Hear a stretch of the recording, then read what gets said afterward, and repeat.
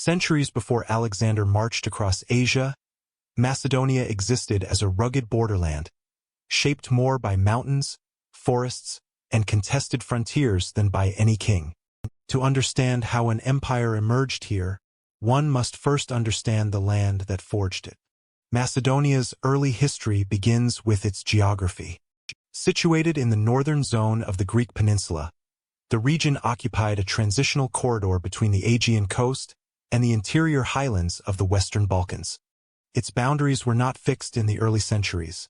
Instead, they shifted according to the power of neighboring groups such as the Illyrians to the west, the Paeonians to the north, and the Thracian tribes to the east. To the south lay the Greek polis, whose urban institutions and literary traditions shaped much of what historians later recorded about Macedonia. This location produced a landscape of interaction and conflict, giving Macedonia characteristics that differed markedly from those of the city-states to the south.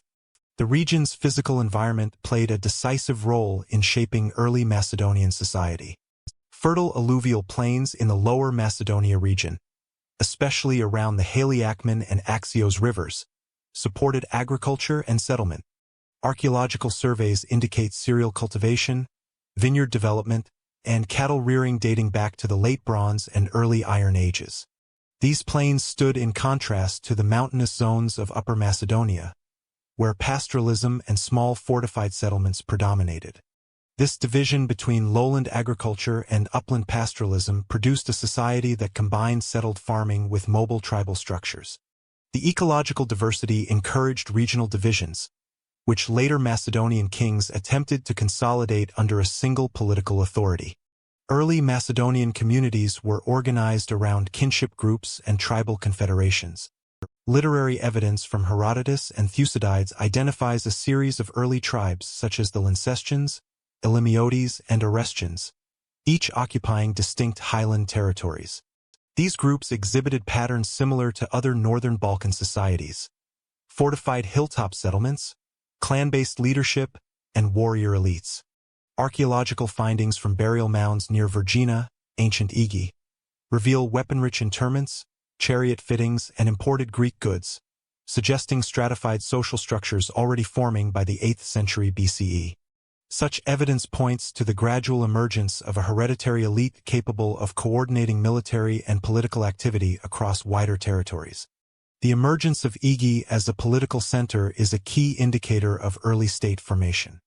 Excavations at the site have uncovered large tumuli, administrative buildings, and high-status residences dating to the early Iron Age. The presence of imported Corinthian and Attic pottery implies consistent trade contacts with the Greek world, predating the later cultural integration under the Argeads. The concentration of wealth and craft production at Igi suggests that it functioned not merely as a settlement but as a central node for a nascent monarchy. This aligns with ancient traditions describing early Macedonian kingship as both hereditary and sacral, linked to specific burial practices and royal cults. Geopolitically, Macedonia's frontier position produced persistent external pressures. To the west, Illyrian groups frequently raided lowland settlements, influencing the militarization of early Macedonian society. To the north, Paeonian incursions shaped defensive strategies and encouraged alliances among the Macedonian tribes. To the south, interaction with the Greek polis, especially Corinth, Athens, and Thebes, introduced new forms of diplomacy, warfare, and economic exchange. This combination of pressures elevated the role of kingship, as coordination between tribal groups became essential to defend agricultural regions and trade routes. By the 7th century BCE, historians begin to identify the Argead dynasty as the leading power among Macedonian tribes. Whether the dynasty migrated from Argos, as later genealogies claimed, or emerged locally remains debated. However, inscriptions and archaeological sequences confirm that by this period, a single ruling house had begun to unify the lowland regions. This process of consolidation involved both warfare and marriage alliances, gradually bringing diverse communities under centralized leadership. The construction of monumental burial tumuli during this era supports the view that early kings sought to legitimize their authority through public displays of wealth and ritual continuity. The region's economic resources played a further role in state development. The plains produced grain surpluses capable of supporting a larger elite and a professional warrior class. Timber from Macedonian forests was a valuable commodity in the Aegean world, where naval powers required shipbuilding materials. Records indicate that Greek states, including Athens, sought Macedonian timber, establishing early commercial ties. The availability of metal resources, particularly iron deposits in the highlands, facilitated the production of weapons and tools, reinforcing Macedonia's martial character. Interpretively, this phase demonstrates how geography and environment shaped political structures. Macedonia's hybrid identity, agricultural lowlands supported by tribal uplands, encouraged the emergence of leaders who could mediate between local groups and external powers. The persistent need for defense against neighboring peoples incentivized the creation of a centralized military-oriented monarchy, a pattern observed in several frontier societies in ancient Eurasia. Likewise, the presence of accessible trade routes linking the Balkans to the Aegean created opportunities for material and cultural exchange that gradually shifted Macedonian elites toward broader Mediterranean networks. By the 6th century BCE, Macedonia had developed the essential components of a territorial kingdom: a ruling dynasty, a consolidated lowland agricultural base, fortified frontier zones, and growing engagement with the Greek world. While the state lacked the institutional complexity that would emerge under Philip II, these early foundations created the framework upon which later reforms could be built. The combination of geography, tribal organization, and strategic resources positioned Macedonia as a distinctive entity within the classical world, neither fully Greek nor fully Balkan, but shaped by both. By the beginning of the 5th century BCE, this territorial base had solidified enough to allow the Argead dynasty to intensify its consolidation efforts, setting the stage for the political transformations that would follow. By the classical period, the Argeads had transformed a frontier chieftaincy into a recognizable monarchy, an evolution shaped by lineage, diplomacy, and the gradual consolidation of scattered Macedonian tribes. The rise of the Argead dynasty marks the transition of Macedonia from a loosely organized collection of tribal groups into a hereditary monarchy with expanding territorial ambitions. Ancient literary sources, particularly Herodotus, attribute the origins of the dynasty to Perdiccas I, a figure whose semi-legendary status reflects the overlap between myth and political legitimacy typical of early monarchies. While the precise historicity of Perdiccas remains uncertain, archaeological and cultural patterns of the 7th century BCE support the emergence of a ruling lineage during this period. Burial mounds at Igi containing rich grave goods, including weaponry and imported pottery, indicate the presence of a powerful elite capable of centralizing authority over adjacent lowland communities. The dynasty's initial consolidation focused on the fertile plains of Lower Macedonia. These lowlands, surrounded by mountains and crossed by major rivers such as the Achaemenid, provided both agricultural surplus and defensible terrain. The Argeads used these geographic advantages to establish control over grain production and trade routes, enabling them to extend influence beyond their original base. Records indicate that early kings maintained strong ties with local chieftains, often incorporating them into a broader aristocratic hierarchy rather than eliminating rival lineages. This strategy fostered cohesion without requiring extensive administrative structures, reflecting a pragmatic adaptation to Macedonia's fragmented tribal geography. Perdiccas I and his successors likely relied on a combination of warfare and diplomacy to assert authority over highland groups. Archaeologists identified fortified settlements in Upper Macedonia dating to this era, suggesting intermittent conflict between nascent royal power and autonomous clans. As the Argeads extended their reach, they began integrating upland regions such as Elimiotis and Orestes, though these areas retained a considerable degree of internal autonomy. This gradual unification created a multi-regional framework that later monarchs would formalize into a more centralized kingdom. The dynastic narrative recorded by Greek authors demonstrates the Argeads' efforts to embed themselves within the broader Hellenic cultural sphere. The claim of descent from Argos, though likely a political construct, served to align the Macedonian monarchy with Greek heroic traditions, reinforcing prestige and diplomatic legitimacy. Participation in the Olympic Games, granted to King Alexander I in the early 5th century BCE, provided further validation of Greek recognition. Such acts contributed to Macedonia's inclusion within the cultural and political networks of the Greek world, even as its social structures retained distinct northern characteristics. Archaeological markers from this period show increasing royal investment in monumental architecture. At Igi, building foundations and large ceremonial tumuli indicate the presence of a palace complex and ritual spaces connected to the ruling lineage. These structures functioned not only as administrative centers but as symbols of dynastic authority. Their scale, relative to surrounding settlements, underscores the concentration of wealth and labor required to sustain early royal courts. This physical evidence supports the view that the Argeads had moved beyond tribal leadership toward a more formal monarchy. Diplomatic interactions with neighboring Greek polis played a significant role in shaping Argead development. Trade with Corinth and Athens brought imported pottery styles, metalwork, and technological innovations into Macedonia. These exchanges were not merely commercial. They introduced the dynasty to Greek political norms, military equipment, and administrative practices. While Macedonia did not adopt the polis model, exposure to Greek systems likely influenced court organization and elite culture.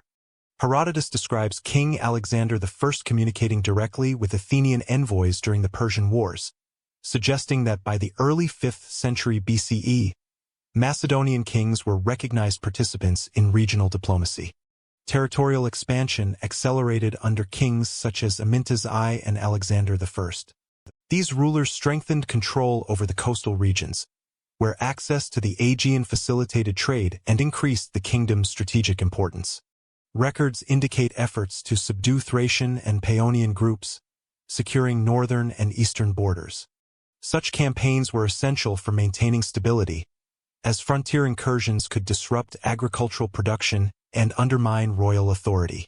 Each successful expansion reinforced the monarchy's legitimacy, contributing to a cumulative sense of dynastic continuity. The establishment of hereditary succession further stabilized political structure. While early transitions between rulers may have involved internal competition, by the 6th and 5th centuries BCE the Argeads had developed a stable pattern of father-to-son succession.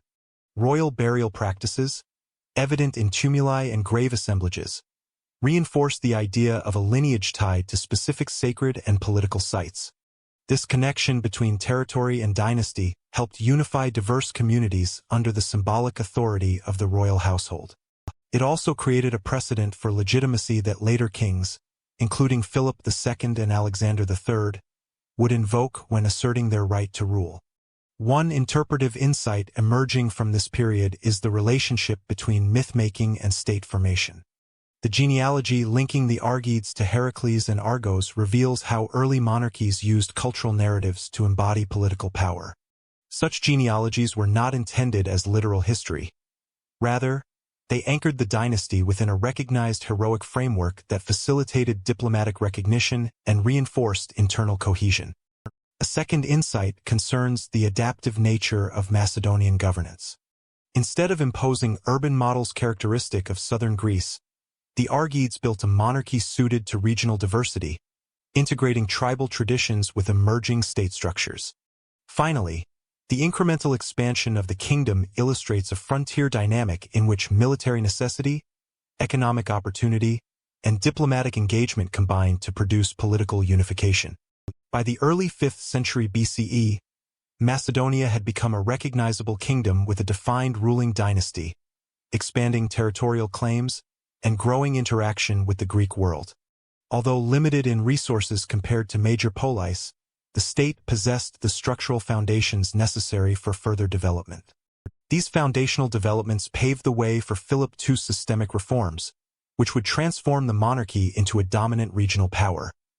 When Philip II inherited the throne, Macedonia was on the verge of political collapse. By the middle of the 4th century BCE, the Macedonian kingdom faced a convergence of internal fragmentation and external pressure that threatened its continued existence. Contemporary accounts from Greek authors, especially Thucydides, emphasized the kingdom's persistent instability, noting that its rulers relied on fragile alliances with tribal leaders and aristocratic households to maintain control. Archaeological surveys in the regions of Pieria, Bottiaea, and Upper Macedonia confirm that settlement patterns remained dispersed, suggesting that political authority had not solidified into a fully centralized structure. This combination of weak institutions and geographic vulnerability created a political landscape susceptible to rapid disruption. The crises began immediately after the Persian Wars. Records indicate that the assassination of King Alexander I around 454 BCE initiated a period of dynastic uncertainty, in which successive rulers struggled to establish unchallenged legitimacy. The structure of Macedonian kingship allowed rival branches of the Argead family to assert competing claims, and inscriptions from Lower Macedonia reference rapid successions that imply short and unstable reigns. This instability is historically significant because it illustrates how hereditary monarchy in Macedonia, although more consolidated than in earlier centuries, still lacked systemic mechanisms for orderly transfer of power. External forces compounded these vulnerabilities. The Illyrians, occupying territories to the west and northwest, launched repeated incursions into Macedonian lands. Diodorus Siculus describes these raids as destructive and economically damaging, noting that they disrupted agriculture and forced Macedonian communities to abandon frontier settlements. Archaeologists uncovered burn layers at several sites in Lynkestis and Orestes that support reports of mid-5th century invasions. These findings demonstrate how geopolitical exposure on multiple fronts strained Macedonia's defensive capacity long before Philip II's succession. Relations with the Greek polis added another layer of instability. Throughout the 5th century BCE, Macedonia oscillated between alliance and conflict with Athens. According to Thucydides, the Athenians leveraged access to Macedonian timber and natural resources to exert political pressure, influencing succession disputes and supporting rival claimants when advantageous. This dynamic reveals how the kingdom's economic assets made it both valuable and vulnerable within the wider Aegean system. At the same time, Athenian intervention contributed to the internal volatility that weakened the Argead line. Amyntas II and Perdiccas II attempted to stabilize the monarchy through diplomacy and strategic adaptation.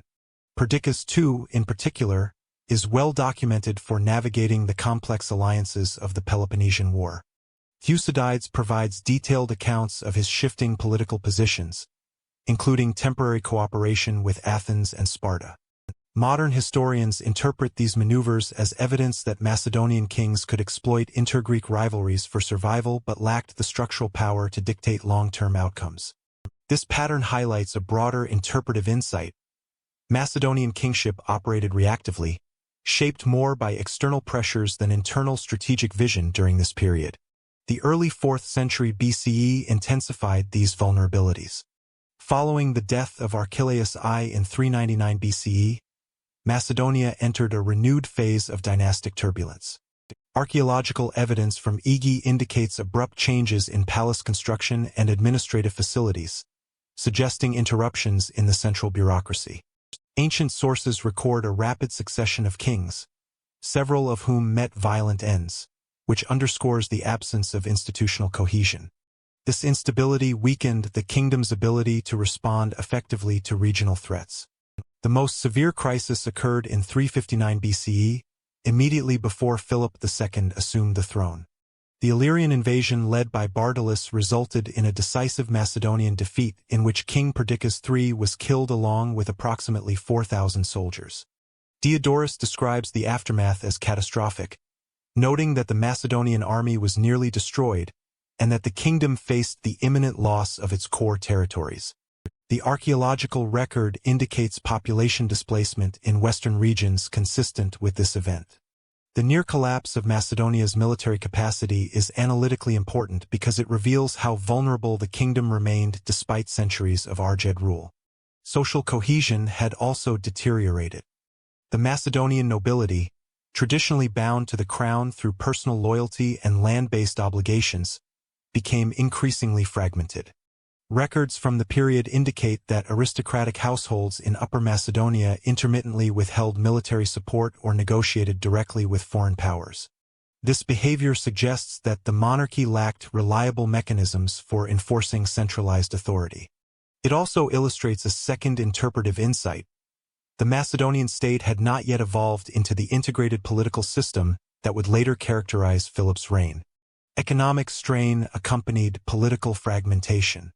The loss of frontier lands to Illyrian raids reduced agricultural output and disrupted trade routes linking Macedonia to the Adriatic and the Achaemenid Valley. Excavations in Pieria show interruptions in pottery distribution patterns, implying reduced commercial stability. When combined with military defeat, these disruptions weaken the monarchy's fiscal foundation, further limiting its capacity to fund defensive operations. By the time Philip II returned from Thebes to assume the regency, Macedonia stood at a precarious juncture. Rival claimants, including the infant Amyntas IV, generated competing lines of legitimacy. Paeonian and Thracian forces raided northern territories, while Athens supported pretenders to secure influence over resource-rich regions. These overlapping threats illustrate the systemic fragility of Macedonia's political structure, revealing a kingdom without centralized administrative resilience. Yet this moment of crisis proved pivotal. The evidence indicates that Macedonia's institutional weaknesses created conditions in which substantial reform became both necessary and possible. The disarray left by military defeat and aristocratic division provided Philip II with the opportunity to restructure political authority, consolidate territorial control, and redefine the monarchy's relationship with both internal elites and external powers. From this crisis emerged Philip II's sweeping institutional reforms.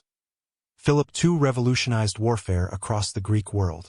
When Philip II assumed power in 359 BCE, Macedonia's military system was fragmented, undertrained, and incapable of resisting external aggression. Diodorus Siculus reports that the Illyrian invasion of the previous year had annihilated a substantial portion of the kingdom's fighting force, leaving only a small core of survivors. This crisis provided the necessary conditions for an overhaul of unprecedented scale. Philip's approach combined structural reorganization, technological adaptation, and intensive discipline, transforming the Macedonian army from a regional militia into a professional military instrument. Archaeological discoveries, including Sarissa fragments, shield fittings, and uniform helmet types, corroborate the emergence of a standardized force beginning in the mid-4th century BCE.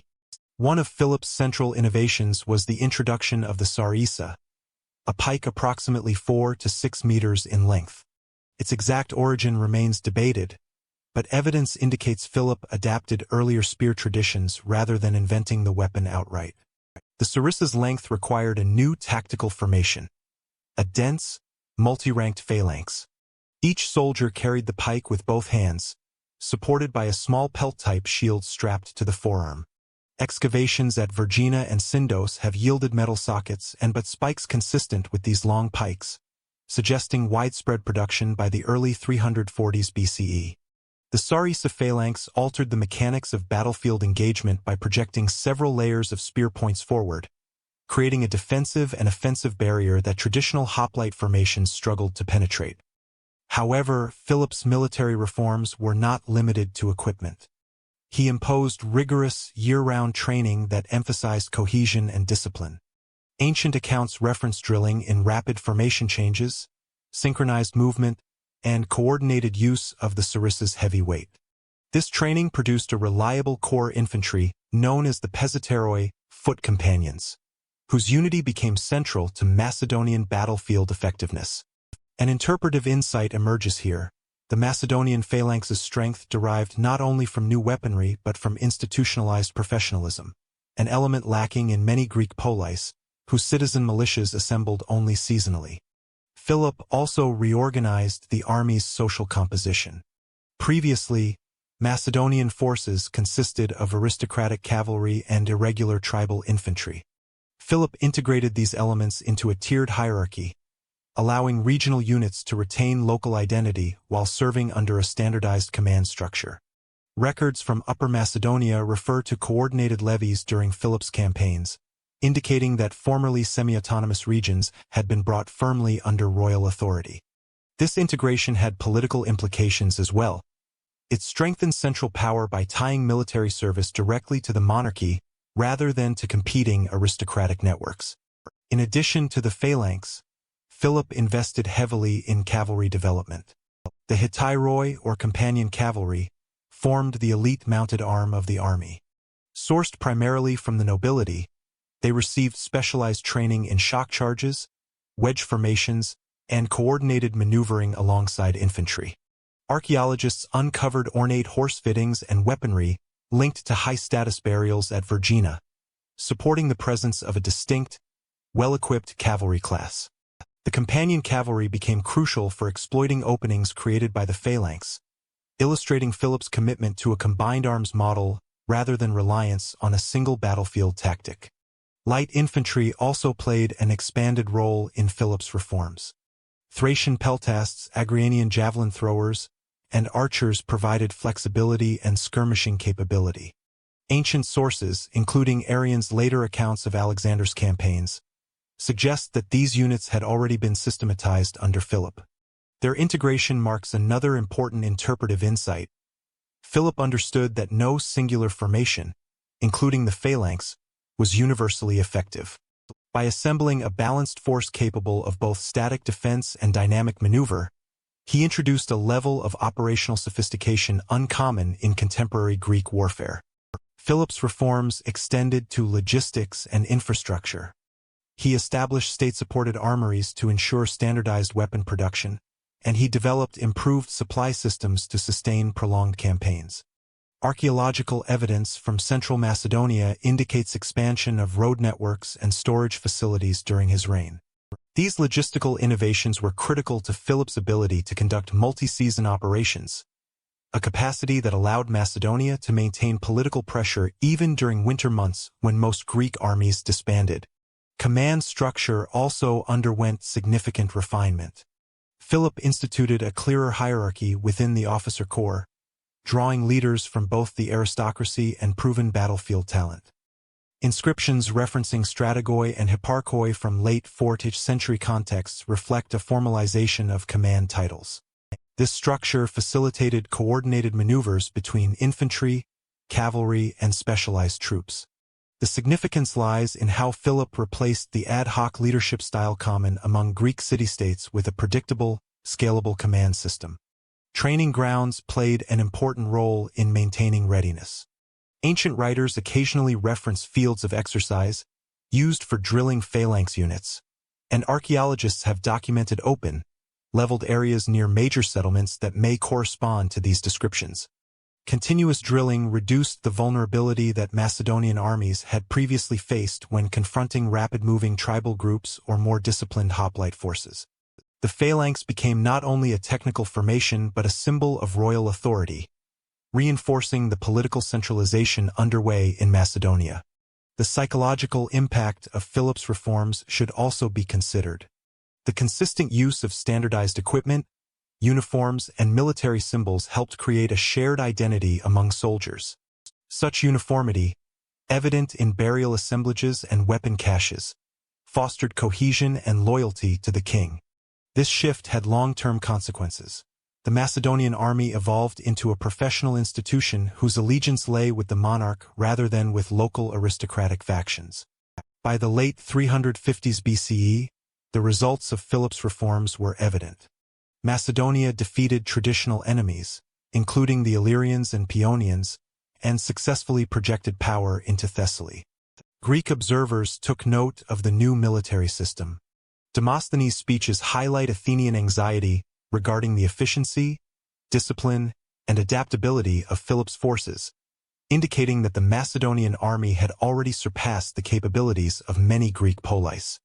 The transformation of Macedonia from a vulnerable frontier kingdom into a dominant military power demonstrates the systemic effectiveness of Philip's innovations. Military reform enabled diplomatic and territorial expansion. Philip expanded influence not only by force, but through calculated political strategy.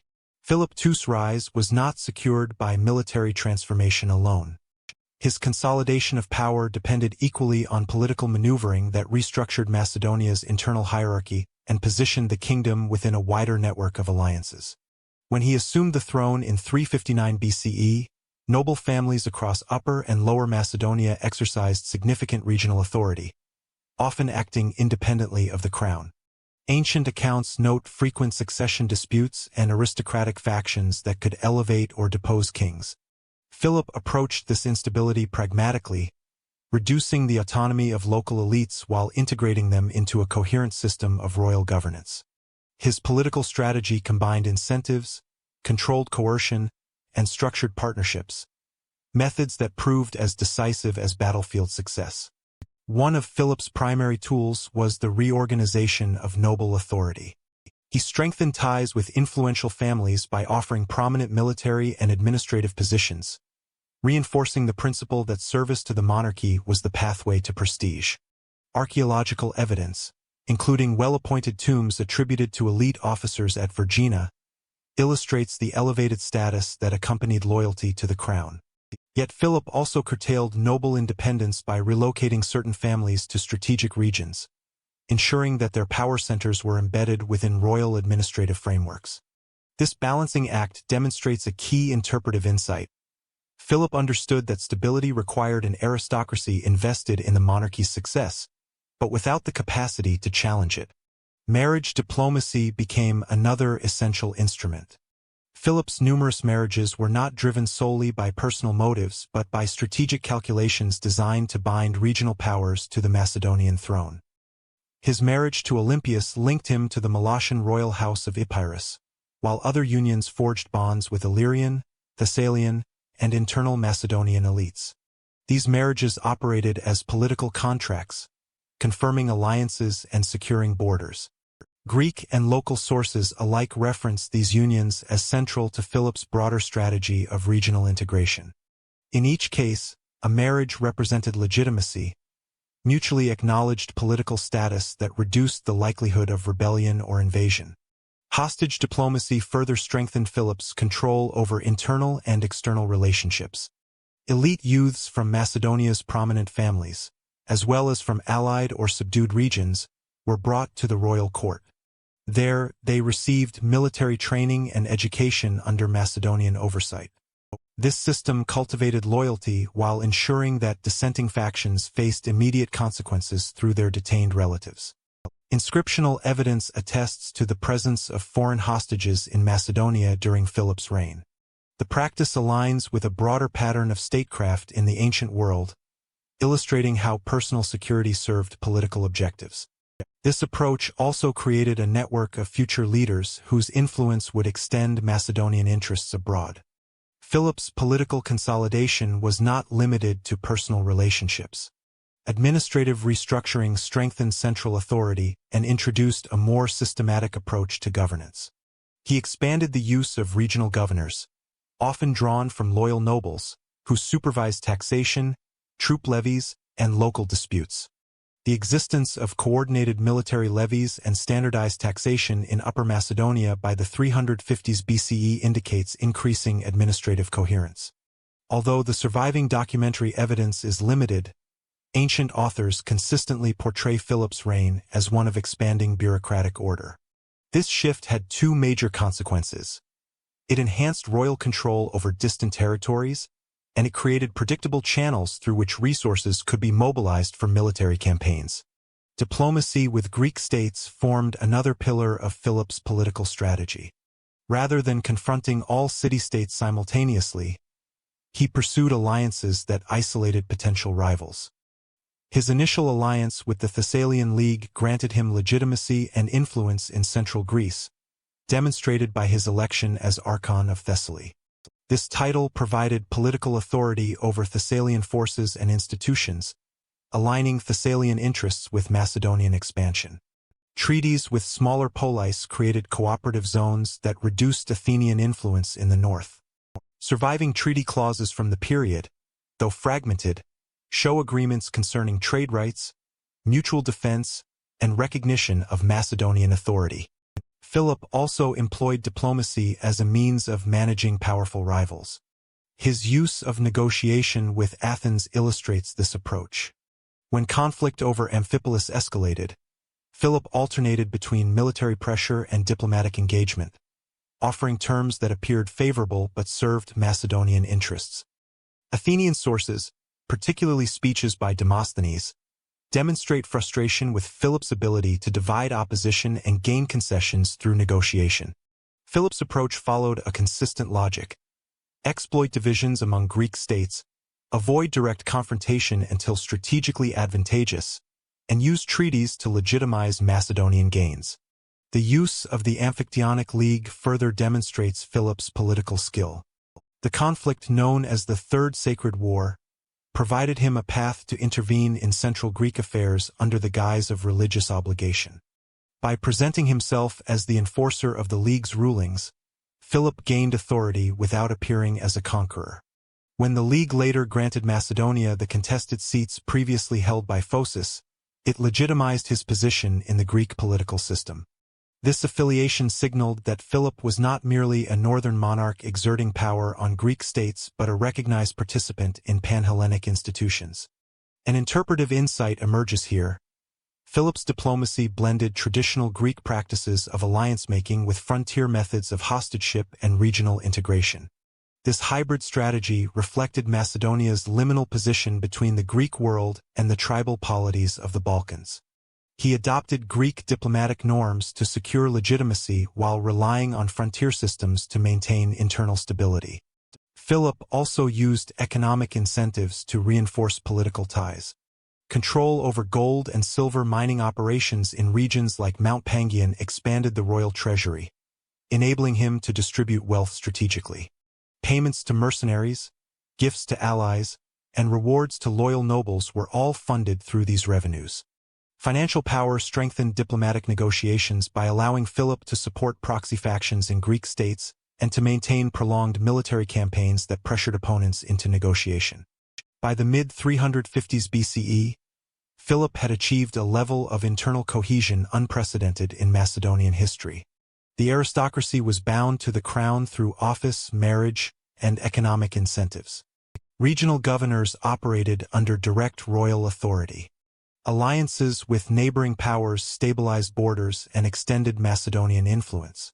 Greek institutions recognized Philip as a legitimate authority, and treaties reinforced his strategic position throughout the Aegean. With internal stability achieved, Philip projected power abroad. Chaeronea marked the decisive turning point in Greek political history. Following the consolidation of Macedonia's internal structure, Philip II redirected his attention toward territorial expansion. His campaigns in Thrace, Thessaly, and central Greece were not isolated operations but components of a long-term strategy to secure Macedonia's borders, weaken rival powers, and establish political authority throughout the Greek world. Ancient accounts, including Diodorus and Demosthenes, document how carefully Philip combined military action with diplomatic maneuvering to advance Macedonian interests. This period, spanning roughly 352 to 338 BCE, ultimately culminated in the Battle of Chaeronea, which redefined the political landscape of Greece. Philip's early campaigns in Thrace served multiple strategic purposes. Control of Thrace provided access to trade routes and mineral wealth, especially the gold mines of the Pangaean region, which strengthened the royal treasury. It also prevented rival powers, notably Athens, from projecting influence into the north. Archaeological surveys in eastern Macedonia and western Thrace reveal fortified sites and military installations dating to this period, suggesting sustained Macedonian occupation. Thracian tribes resisted Macedonian encroachment, but Philip's combination of military pressure and negotiated settlements gradually brought the region under Macedonian influence. By securing Thrace, Philip ensured a stable eastern frontier and a reliable source of revenue, both essential for future campaigns. Developments in Thessaly further enhanced Philip's position. His intervention in the region during the earlier conflict with the tyrants of Pherai established him as a key power broker. In 352 BCE, Philip's victory at the Battle of the Crocus Field granted him command of Thessalian cavalry and the formal title of Archon of Thessaly. This position was more than honorary. It integrated Thessaly into Macedonian strategy and secured cavalry forces known for their exceptional quality. Ancient writers note that Thessalian support played a critical role in Philip's ability to sustain prolonged campaigns in central Greece. The region's integration illustrates a broader interpretive insight. Philip's expansion was not purely territorial but institutional, incorporating regional powers into a unified strategic system. The unfolding Third Sacred War, 356 to 346 BCE, created opportunities for further involvement in Greek affairs. The conflict began when the Phocians seized Delphi and used its treasury to hire mercenaries, prompting condemnation from the Amphictyonic League. Philip cast himself as the enforcer of the League's decisions, aligning military intervention with religious legitimacy. In 346 BCE, he entered central Greece under Amphictyonic sanction, compelling Phocis to surrender and assuming the Phocian seats in the League. This development granted Macedonia formal recognition within a major Pan-Hellenic institution. Demosthenes' speeches emphasize Athenian anxiety over this shift, noting that Macedonian influence now extended into the very framework of Greek interstate politics. The years following the Sacred War saw intensifying conflict between Philip and Athens. Philip's control of key coastal cities, including Olynthus and Amphipolis, limited Athenian access to resources and disrupted its northern alliances. Athenian expeditions failed to halt Macedonian progress, and internal debates within the Athenian assembly, reflected in the surviving speeches of Demosthenes and Aeschines, revealed deep divisions about how to respond to Philip's growing power. Philip exploited these disagreements by alternating between diplomatic overtures and military pressure, isolating opponents while consolidating gains. By the late 340s, Philip turned his attention to consolidating his influence in central Greece. He strengthened alliances with smaller polis, intervened in regional disputes, and used his position within the Amphictyonic League to justify further involvement. Tensions escalated when Thebes and Athens perceived Macedonian intervention in the Peloponnese as a threat to their interests. The alliance between Thebes and Athens in 339 BCE represented a significant shift. Two powers with a long history of rivalry now coordinated their defenses against Macedonia. The immediate catalyst for renewed conflict came from the Fourth Sacred War, triggered by the Amphictyon dispute over sacred land. Philip once again received Amphictyonic authorization to act, allowing him to mobilize forces into central Greece. His strategic movement through Thermopylae provided direct access to Boeotia. Archaeological evidence from military encampments in the region aligns with ancient descriptions of Philip's rapid deployment. The geopolitical situation now placed Macedonia at the center of Greek affairs, with Philip exercising both military capability and institutional legitimacy. The confrontation reached its apex in 338 BCE at the Battle of Kyrenia. Ancient accounts, particularly those of Diodorus and Plutarch, describe how Philip commanded the right wing of the Macedonian army while his son Alexander, then approximately 18 years old, led the left alongside the companion cavalry. The Macedonian phalanx formed the core of the infantry line, supported by light troops and cavalry units integrated from Thessaly and other allied regions. Greek forces consisted primarily of Athenian and Theban contingents, including the elite Sacred Band of Thebes. The battle demonstrated the effectiveness of Philip's military reforms and strategic coordination. According to Diodorus, Philip executed a controlled withdrawal on the Macedonian right, creating an opening that drew Athenian forces out of formation. This maneuver disrupted the Greek line and allowed Alexander's cavalry to strike decisively. The collapse of the Sacred Band, many of whom were later found buried in a mass grave excavated in the 19th century, symbolized the end of Theban military power. The Greek coalition suffered heavy losses, and resistance to Macedonian hegemony effectively ended. The aftermath of Kyrenia transformed the political landscape of Greece. Philip established the League of Corinth, a federation that recognized his leadership and required member states to contribute forces to a collective campaign against Persia. While individual polis retained elements of internal autonomy, foreign policy and military decisions were now directed from Macedonia. Inscriptional evidence from the League underscores the formal subordination of Greek states to Macedonian command. Through a combination of military victory and institutional restructuring, Philip achieved the long-standing Macedonian objective of securing dominance over Greece. Alexander steps into this consolidated kingdom already poised for expansion. Alexander's intellectual formation combined Greek philosophy with Macedonian martial traditions. Alexander was born in the summer of 356 BCE in the Palla city of Pella, an environment where politics, warfare, and myth intertwined so tightly that a child growing up there breathed them in as naturally as air. His birth coincided, according to later legends, with the burning of the Temple of Artemis at Ephesus and Philip's victory at Potidaea, omens interpreted by court seers as signs that Macedonia had gained a child destined for greatness. Whether or not these stories contain truth, they capture something real about the world Alexander entered. A kingdom rising rapidly under Philip II and a court that saw itself poised at the edge of history. From infancy, Alexander lived inside a palace culture unlike any other in the Greek world. Pella was not the polished, philosophical Athens portrayed in classical literature. It was a frontier capital, buzzing with tribal delegations, foreign envoys, mercenary captains, poets, engineers, and ambitious nobles seeking favor. A young prince here learned early how unpredictable power could be. Feasts doubled as diplomatic theaters, and the rhythms of court life trained the instinct that politics was a performance as much as a negotiation. Alexander absorbed these dynamics not as an abstract lesson but through daily observation, watching his father converse with envoys, settle disputes among nobles, or reward loyalty with land and offices. At the same time, Macedonia's aristocratic culture valued personal bravery and physical excellence above nearly everything, and this ethos shaped Alexander's earliest experiences. He was trained by experts in horsemanship, hunting, and weapons use, taught to see danger not as something to avoid but as something to master. Among the Macedonian elite, the hunt was not merely sport. It was an arena for demonstrating courage and leadership.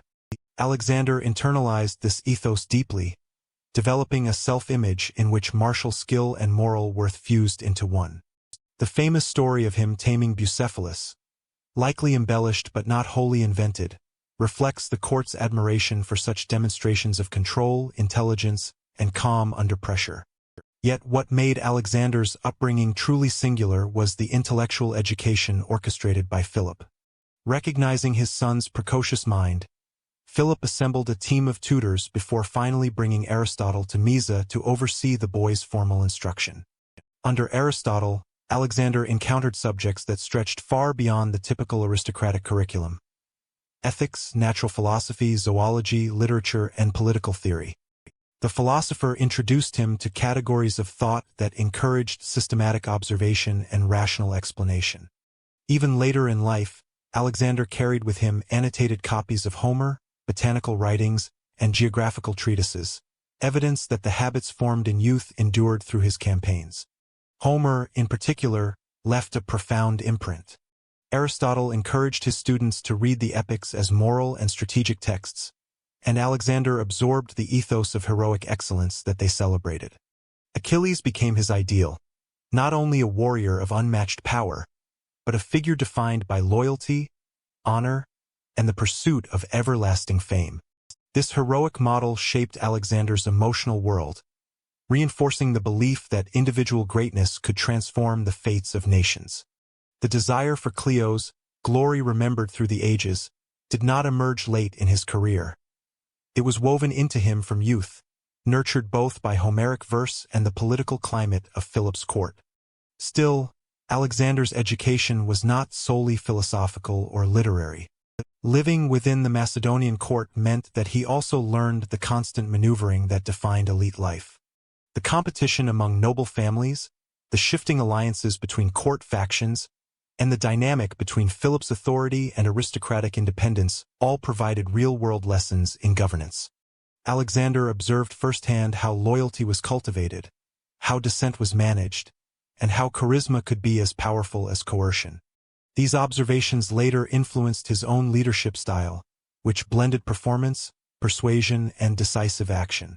One crucial aspect of his upbringing was the emotional and psychological environment shaped by Philip and Olympias. Philip was a king defined by ambition, strategic brilliance, and a relentless drive to expand Macedonian power. Olympias, fiercely intelligent and politically astute, imbued her son with a sense of extraordinary destiny. Their marriage was turbulent, and Alexander grew up amidst tensions between his parents. Experiences that complicated his loyalties but sharpened his understanding of how personal relationships shaped political outcomes. Olympias in particular reinforced the belief that he was meant for greatness, a narrative that Alexander internalized deeply. Alexander's early exposure to foreign cultures also shaped his worldview. Pella was filled with Thracians, Illyrians, Greeks, and other neighboring peoples, each contributing to the multicultural atmosphere of the court. He grew up hearing multiple languages, seeing varied customs, and observing how Philip integrated diverse populations into his expanding kingdom. This background explains, in part, why Alexander later adopted a more inclusive approach toward subject peoples than many Greek contemporaries expected. By the time he reached adolescence, Alexander had already cultivated a dual identity: Macedonian prince and Homeric aspirant, student of Aristotle and heir to Philip's militarized state. When he participated in political councils or served as regent in Philip's absence, he did so with a confidence grounded in both intellectual training and lived experience. His upbringing had prepared him to see leadership as a synthesis of qualities: force, reason, charisma, and strategic calculation. This foundation shaped the way Alexander interpreted his early political role. As he stepped into public life, he did so not merely as a successor to Philip, but as someone trained to lead in a way that blended philosophical inquiry with martial vigor.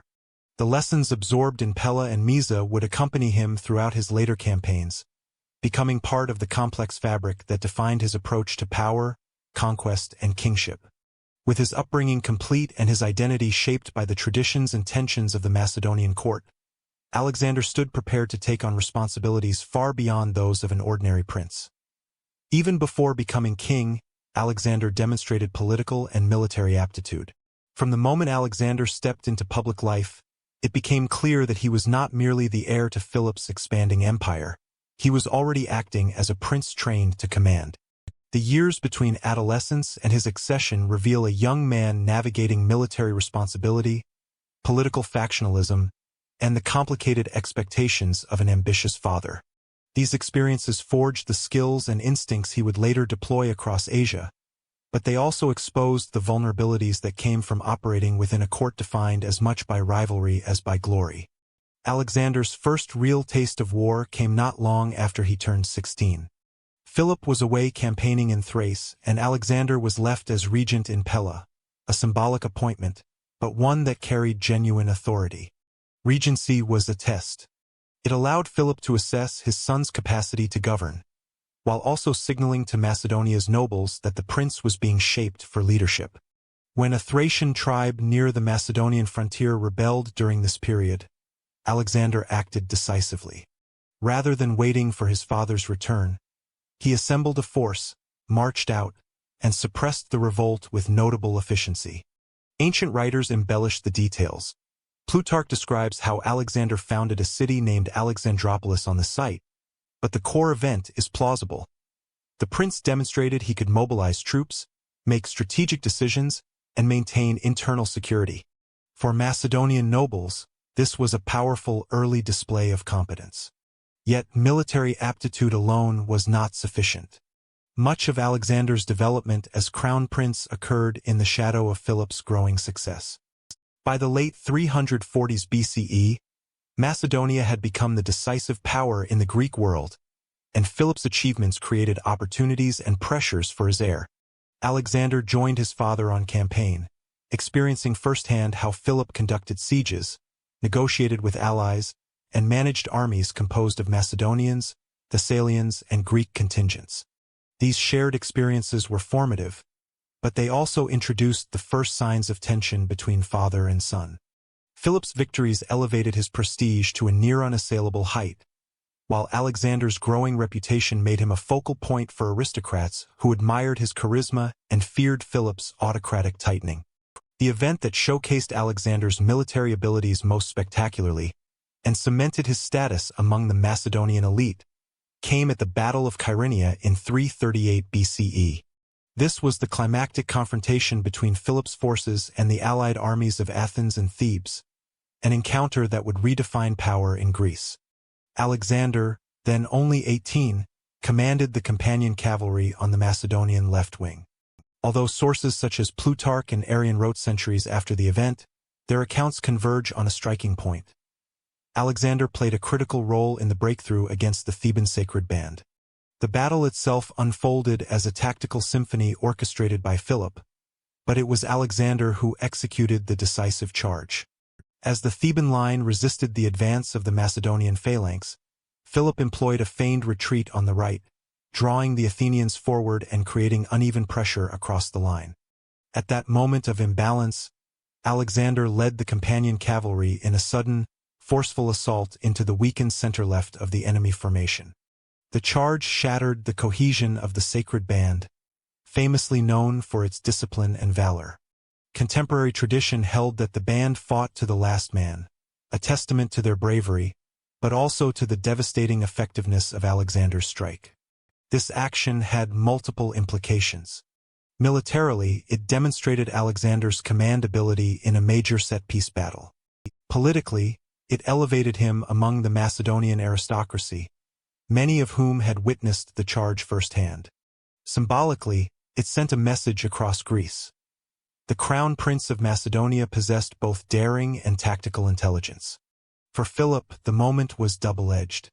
Alexander's success reflected the strength of his military reforms, yet it also meant that his son was now publicly acknowledged as a figure of independent capability. Following Carinthia, Macedonia established the Corinthian League, placing Philip at the head of a unified Greek confederation. Alexander's role in this diplomatic aftermath was limited but important. He traveled on Philip's behalf, acted as an emissary to key Greek states, and represented the monarchy in ceremonial functions. These duties offered further training in the political management of allies, demonstrating that leadership required more than battlefield prowess. Yet beneath the surface, tensions within the Argead court intensified. Philip's marriages, alliances, and shifting political strategies complicated the succession. Alexander's relationship with Olympias deepened his factional identity. Her influence among the Molossians and her position within the court made her both powerful and polarizing. The arrival of a new Macedonian wife for Philip, Cleopatra Eurydice, introduced a rival line of potential heirs, unsettling the delicate balance within the royal family. The famous quarrel at Philip's wedding feast to Cleopatra Eurydice illustrates the political stakes. When Attalus, uncle to the new bride, toasted the hope for a legitimate Macedonian heir, Alexander interpreted the remark as an insult to himself and his mother. The confrontation escalated dramatically. Alexander accused Attalus of treason, Philip attempted to intervene, and in the chaos he stumbled drunkenly. Alexander's biting remark, "Here is the man who would cross from Europe into Asia, and he cannot even cross from one couch to another," revealed both resentment and political awareness. Public scenes like this exposed the fragility of Argead unity. For Philip, Alexander's popularity with key military groups made outright marginalization impossible. For Alexander, the threat of displacement loomed over every alliance Philip formed. Still, the crown prince continued to perform official duties. He participated in military planning, maintained ties with influential nobles, and prepared for the campaign against Persia.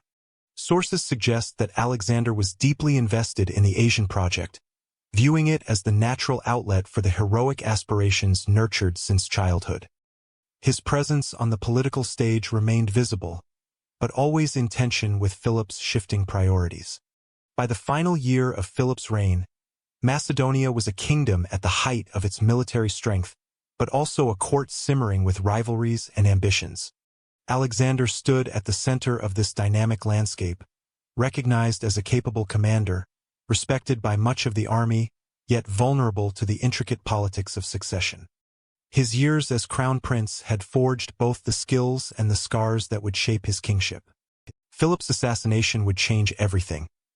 In 336 BCE, Alexander faced a fragile kingdom and powerful enemies. The assassination of Philip II in 336 BCE triggered one of the most precarious succession crises in Macedonian history. Although Macedonia had emerged as the dominant power in Greece after Kyrenia, the internal structure of the Argead court remained vulnerable to factionalism, competing claims, and regional pressures. Alexander, only 20 years old, inherited a kingdom whose stability depended on swift, decisive action. The events surrounding Philip's death and Alexander's subsequent consolidation illustrate how fragile the Macedonian monarchy could be when confronted with sudden uncertainty. Philip's assassination occurred during the wedding celebrations of his daughter Cleopatra at Aegae.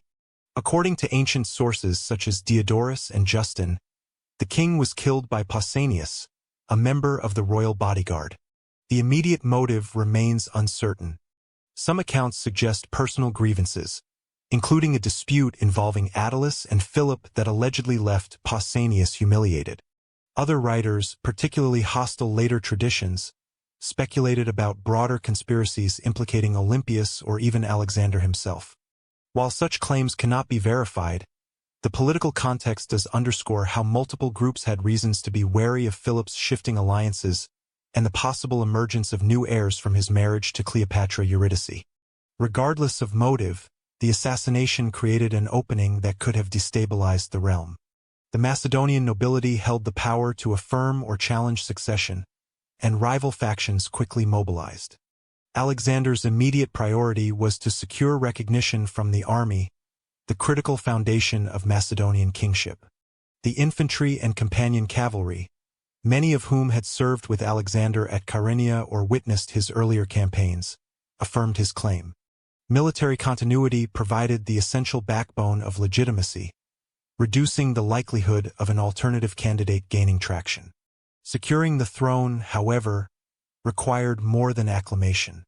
Alexander faced potential threats from within the royal family.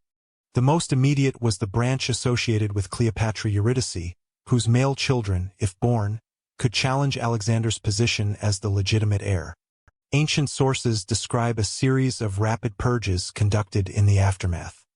Cleopatra's father, Attalus, was killed in Asia, where he commanded Macedonian forces. His execution eliminated a powerful noble who had previously supported rival claims. Cleopatra Eurydice and her infant daughter appear to have been removed soon afterward, though exact details vary in ancient accounts. These actions, while harsh, reflect the structural fragility of dynastic politics. Succession in Macedonia could not be stabilized without eliminating competing claimants. Another potential challenge came from regional nobles with the resources to act independently. The Lyncestian princes in Upper Macedonia, whose lineage had periodically contested Argead authority, were implicated in conspiracy charges.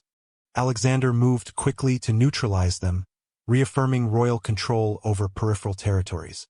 These measures demonstrate how succession involved not only the central court but also the broader network of aristocratic families whose loyalty could shift in moments of uncertainty. Beyond internal politics, Alexander also faced external risks. News of Philip's death encouraged revolt among Greek states dissatisfied with Macedonian hegemony. Athens, Thebes, and other members of the Corinthian League viewed the succession crisis as an opportunity to reassert autonomy. Demosthenes reportedly celebrated Philip's death publicly, expecting Macedonian influence to weaken. In Thrace and among the Illyrian tribes, leaders who had previously submitted to Philip assessed whether renewed resistance might be possible. Alexander's response combined demonstration of force with diplomatic calculation. He first moved south, marching rapidly into Thessaly and securing control of the passes. Thessalian cavalry, an essential component of Macedonian military strength, acknowledged him as hegemon, ensuring continuity in the alliance structure. He then advanced into central Greece, compelling the Greek states to reaffirm the terms of the Corinthian League. The speed of these actions was essential.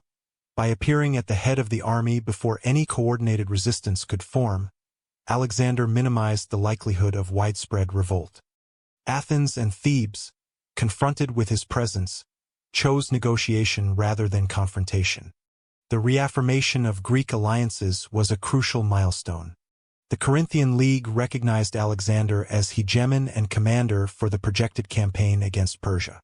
This confirmation not only secured Greece but also preserved the strategic framework Philip had established. The Persian expedition, initially conceived by Philip as a means of projecting Macedonian power beyond the Aegean, remained central to Macedonian foreign policy, and Alexander intended to maintain this momentum. Alexander's consolidation in 336 BCE also extended to the northern frontier.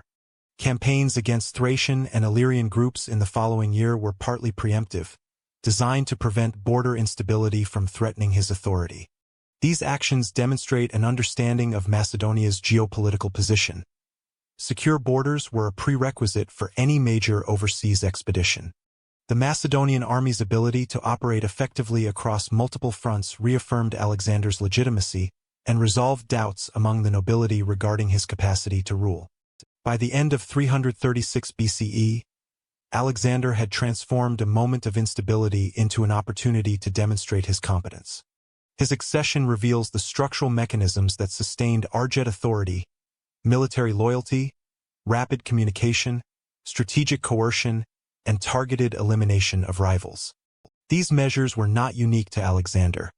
They reflected broader patterns of Macedonian kingship, in which dynastic succession required both legal recognition and practical consolidation. With domestic stability secured, Alexander turned his attention to the Persian Empire. Alexander's campaign opened with a calculated strike into Asia Minor. The invasion of Asia Minor in 334 BCE marked the formal beginning of Alexander's war against the Achaemenid Empire.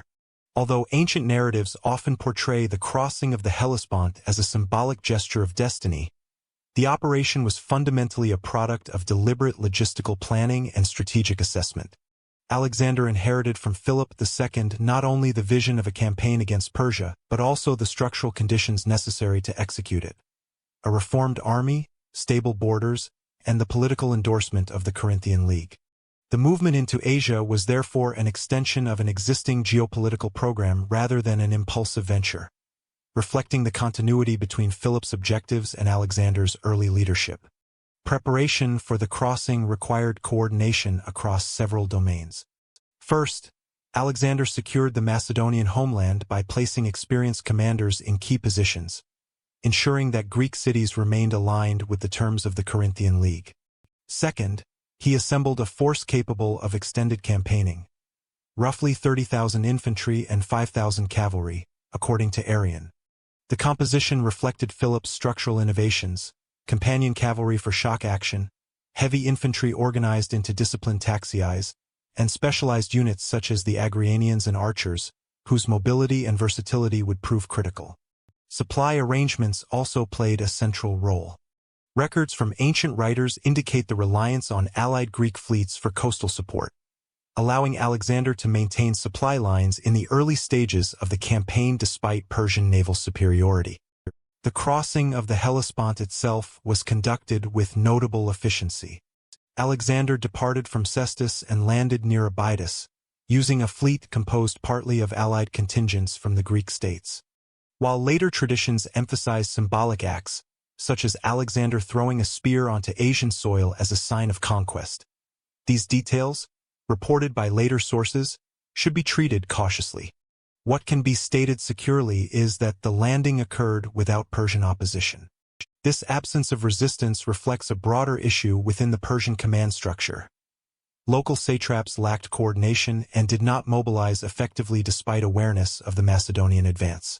The failure to contest the crossing allowed Alexander to introduce his army into Asia without immediate attrition. Shortly after landing, Alexander made a detour to the site of ancient Troy. Arrian describes offerings to Athena and sacrifices at the tombs associated with the Homeric heroes.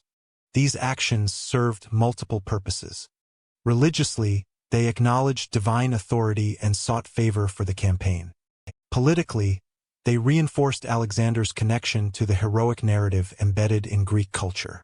While modern scholars note the ideological dimension of these acts, they also highlight their practical function. Linking Macedonian ambitions to familiar mythic traditions helped maintain cohesion among Greek allies who viewed the invasion partly as a campaign of retribution for the Persian Wars. From Troy, Alexander advanced into Hellespontine Phrygia and prepared to confront the Persian forces assembling near the Granicus River. The Persians, commanded by local satraps including Arcides of Hellespontine Phrygia and Spithridates of Lydia, fielded a force composed largely of cavalry, with Greek mercenaries positioned in support. The Persian decision to deploy near the river reflected their reliance on cavalry mobility and their expectation that the river itself would impede the Macedonian advance. However, the tactical configuration chosen by the satraps created vulnerabilities. Placing cavalry directly at the riverbank restricted their maneuverability, while the Greek mercenaries, among the most capable infantry forces in Asia, were held in reserve rather than positioned to counter the Macedonian phalanx. The Battle of the Granicus, fought in the spring of 334 BCE, demonstrated Alexander's preference for decisive engagement. Ancient accounts differ in detail, but the core sequence remains consistent. Alexander led the companion cavalry on the right wing, aiming to force a crossing at an oblique angle. The initial Macedonian attempts encountered resistance, as Persian cavalry engaged the advancing horsemen in close combat along the river's edge. Despite the difficult conditions, Macedonian discipline and the depth of the formation enabled them to maintain cohesion while gradually securing a foothold on the opposite bank. One notable element of the battle was Alexander's personal involvement in frontline action. Arrian and Plutarch recount encounters in which Alexander was directly targeted by Persian nobles, including a coordinated attack by Spithridates and Rosaces. While later retellings may exaggerate specific details, the general observation that Persian commanders focused heavily on Alexander is supported across multiple sources. This focus indicates a structural understanding within the Persian ranks that eliminating the Macedonian king could destabilize the campaign at its outset. Nevertheless, the Macedonian cavalry succeeded in exploiting gaps along the riverbank, eventually pushing the Persian horsemen into retreat. Once the cavalry position collapsed, the Greek mercenaries were left isolated. Alexander ordered the phalanx to engage, and the resulting confrontation demonstrated the effectiveness of coordinated infantry assault. The mercenaries, lacking cavalry support and unable to maneuver effectively, suffered significant casualties. Ancient sources emphasize the severity of the outcome, with thousands reportedly killed and survivors sent to forced labor in Macedonia. While precise numbers are uncertain, the defeat removed a key component of local Persian military capability and discouraged Greek states from sending further mercenary contingents to Persia. Strategically, the victory at the Granicus had several important implications. First, it opened the route into Western Asia Minor, enabling Alexander to move through the coastal regions without facing major resistance. Second, it undermined Persian authority in the region, as several satraps were killed or fled, allowing Alexander to appoint new administrative officials. Third, it demonstrated to both Greek and Persian observers that the Macedonian army could defeat Persian forces even when fighting at a tactical disadvantage. The battle served as an early indicator of the Macedonian capacity to operate effectively in unfamiliar terrain and against diverse enemies. The aftermath involved consolidating control over Hellespontine Phrygia and adjacent territories. Alexander's administrative decisions at this stage reveal a balance between maintaining local governance structures and integrating Macedonian oversight. For example, Arcides, the satrap of the region, died following the battle, and Alexander appointed Pella, a Macedonian officer, as his replacement. This approach preserved continuity while ensuring loyalty. At the same time, Alexander allowed Greek cities along the coast to re-establish democratic institutions, a decision framed as liberation from Persian rule. While this policy reinforced Greek support, it also advanced Macedonian strategic interests by encouraging local cooperation. By the end of 334 BCE, Alexander's position in Asia Minor was secure enough to permit deeper advances inland. The Granicus victory established momentum that would carry him through the next phase of the campaign, where he confronted both the logistical demands of extended operations and the more coordinated resistance of the Persian central government. The stage was set for further conflicts as he moved toward the interior of Anatolia. Success at the Granicus enabled deeper advances, Alexander combined conquest with ideological positioning as liberator.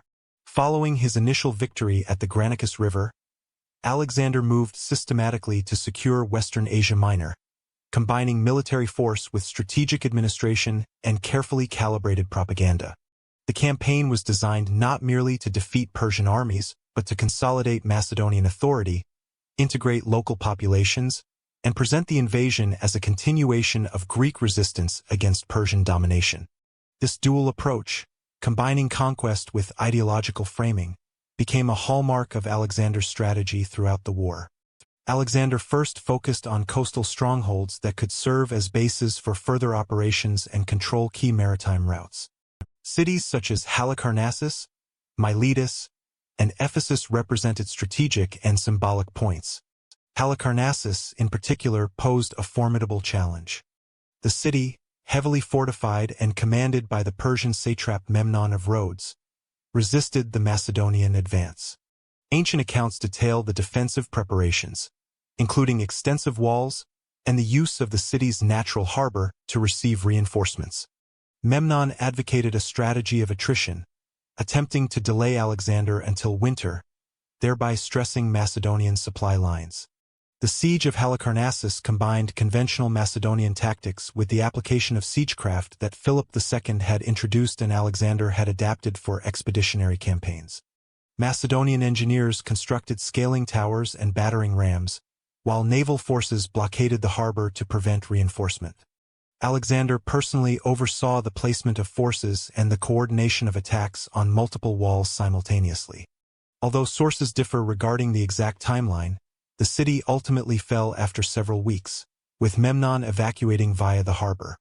The capture demonstrated not only the Macedonian army's operational flexibility but also the ability to coordinate land and sea operations in a combined arms context.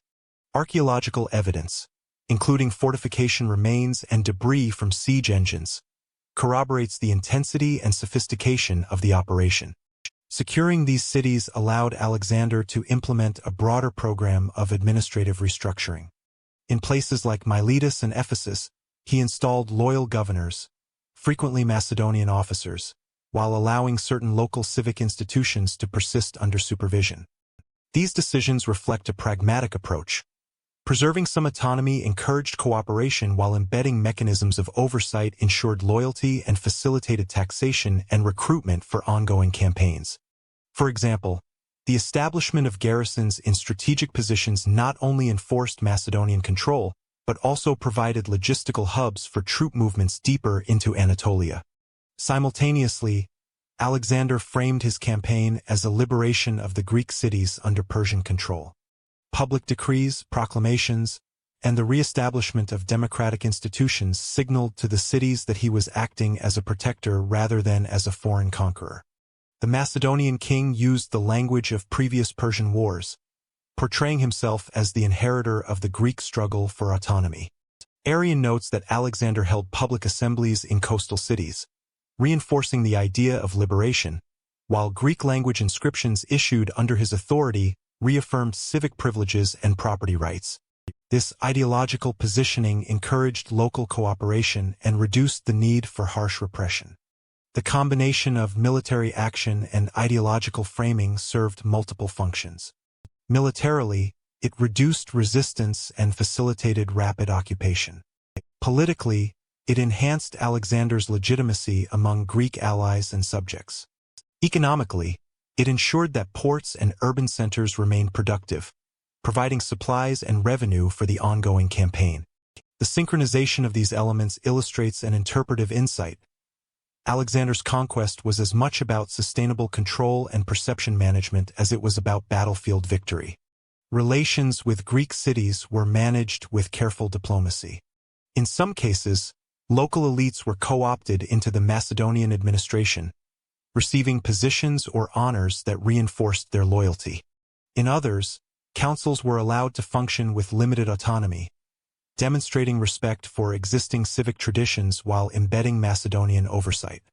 The nuanced approach avoided provoking large-scale rebellions, a lesson Alexander had learned from the difficulties that Philip II had occasionally faced in the Greek world. It also set a precedent for how he would govern conquered territories in the wider Persian Empire. Alexander's actions in Western Asia Minor also had strategic implications for Persian command. By securing coastal cities and establishing Macedonian authority, he cut off potential Persian reinforcements from the Aegean and solidified his lines of communication.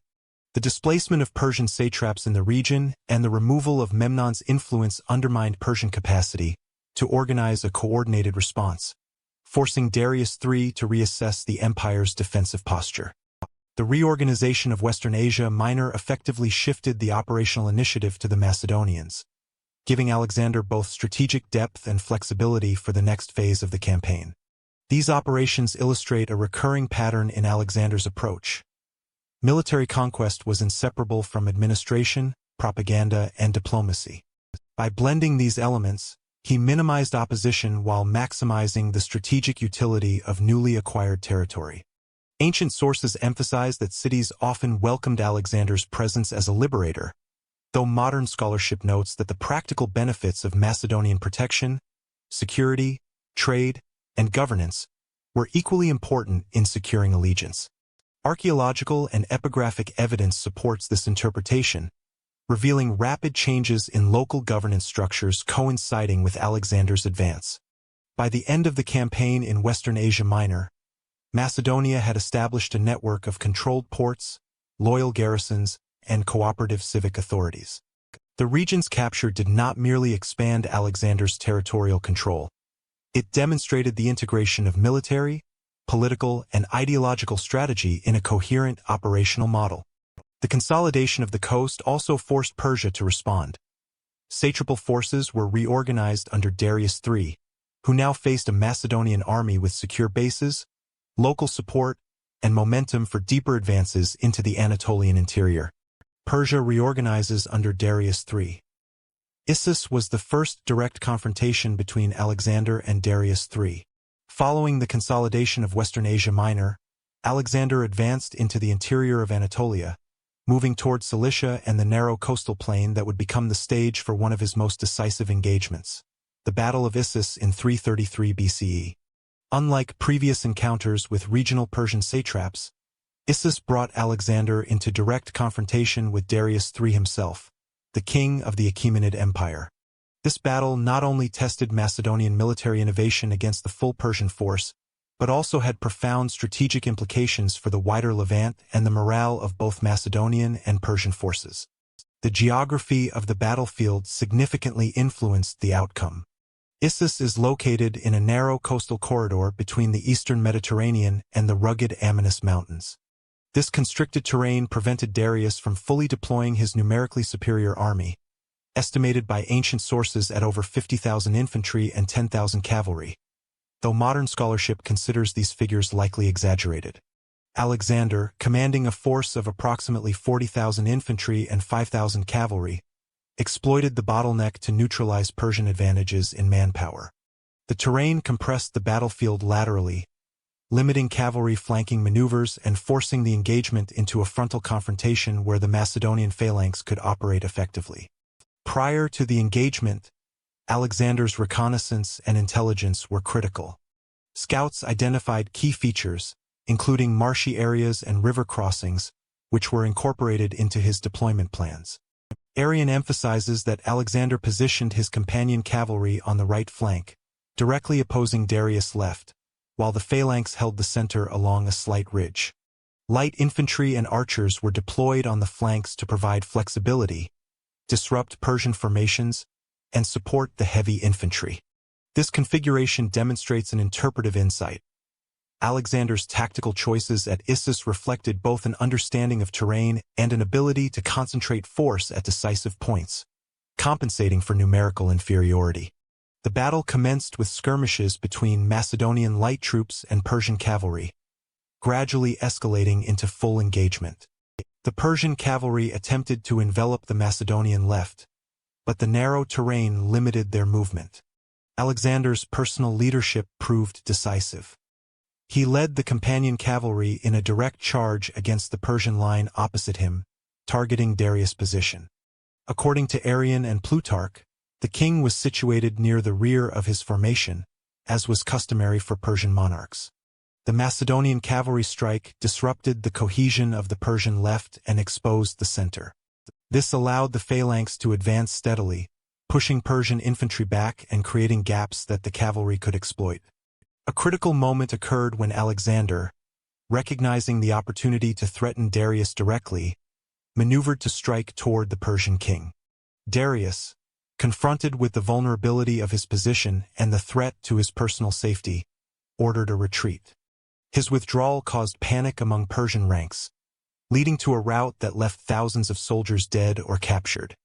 Ancient sources note that Darius fled in his royal chariot, leaving behind his family, including his mother, wife, and children, who were subsequently taken prisoner by Alexander. The capture of the royal family served both strategic and psychological purposes. It reinforced Macedonian legitimacy and weakened Persian morale, demonstrating the vulnerability of the central command. The outcome of Issus had immediate and long-term consequences. Strategically, it opened the eastern Mediterranean coastal region to Macedonian control, facilitating subsequent campaigns in Phoenicia, Syria, and the Levant. Alexander secured key ports and administrative centers, ensuring supply lines for further operations. Politically, the victory elevated his stature among Greek allies and Macedonian officers, reinforcing the narrative of divine favor and martial genius. Persian authority in the region was destabilized, prompting Darius to reorganize his forces in anticipation of future confrontations deeper in Asia. Tactically, the battle illustrated the continued effectiveness of Macedonian combined arms strategy. The coordination of phalanx, cavalry, and light troops enabled a smaller, disciplined army to defeat a larger, less cohesive force. Issus also reinforced an interpretive pattern. Alexander consistently exploited terrain, concentrated decisive forces at key points, and maintained personal leadership in critical moments. Archaeological and textual evidence from later sources confirms the use of narrow coastal passes, indicating that the selection of the battlefield itself was a deliberate strategic choice. Furthermore, the psychological impact on both sides was significant. For Macedonians and Greeks, the direct defeat of the Persian king provided tangible proof that the Achaemenid Empire was vulnerable. For Persians, the rout exposed weaknesses in command structure and troop morale, undermining confidence in Darius' capacity to defend the empire. The treatment of captured Persian officials and the royal family was calculated to reinforce this perception of Macedonian ascendancy while maintaining political utility, as they could later be leveraged in negotiations or propaganda. By securing Issus, Alexander established a pattern of conquest characterized by swift operational decision-making, combined arms coordination, and strategic exploitation of both geography and enemy dispositions. The victory set the stage for campaigns further south into Phoenicia and the Levant, where control of ports and cities would be essential for maintaining lines of communication and preparing for future operations against the core of the Persian Empire. Darius' retreat opened the Levant. The siege of Tyre demonstrated Alexander's logistical and engineering capacity. Following his victory at Issus, Alexander advanced south along the eastern Mediterranean, intent on securing the Phoenician coast. Among the critical objectives was Tyre, a heavily fortified island city whose strategic position dominated maritime access to the region. Unlike previous engagements, Tyre could not be reached by conventional assault from the mainland, necessitating a prolonged siege that tested both Macedonian ingenuity and operational persistence. Contemporary sources such as Arrian and Diodorus emphasized the challenge posed by Tyre's defenses and Alexander's methodical approach to overcoming them. Tyre's fortifications were formidable. Situated approximately half a mile offshore, the city possessed walls rising directly from the sea, reinforced with towers and battlements, and was defended by a well-prepared garrison of Phoenician troops and mercenaries. Direct naval assault was impossible without control of the surrounding waters, and the city's harbors allowed for resupply from allied fleets. Alexander recognized that capturing Tyre required an integrated land-sea operation combining siegecraft, engineering, and naval coordination, a convergence that few commanders of the era had successfully achieved. The initial phase involved constructing a causeway or mole from the mainland to the island. Ancient accounts describe how engineers and laborers quarried stone from nearby hills and transported timber to create a platform capable of supporting siege towers and artillery. This construction took months, during which defenders launched sorties and used fire ships to disrupt progress. Archaeological studies corroborate the scale of the endeavor, indicating large-scale movement of stone and evidence of early mechanical devices, likely torsion engines, for launching projectiles. The mole gradually narrowed the gap between Alexander's forces and the city walls, providing a platform for concentrated assault. Naval operations played a complementary role. Alexander commissioned allied Phoenician and Greek ships to blockade the harbor and prevent the arrival of reinforcements. The Macedonian fleet, smaller and less experienced, relied on coordination with siege towers mounted on the causeway to maintain pressure. The integration of land and sea forces demonstrates an interpretive insight. Alexander's campaigns increasingly relied on logistical coordination and engineering solutions, not simply tactical maneuver on open terrain. Control of supply lines and the ability to project force across multiple domains were decisive factors in siege warfare during this period.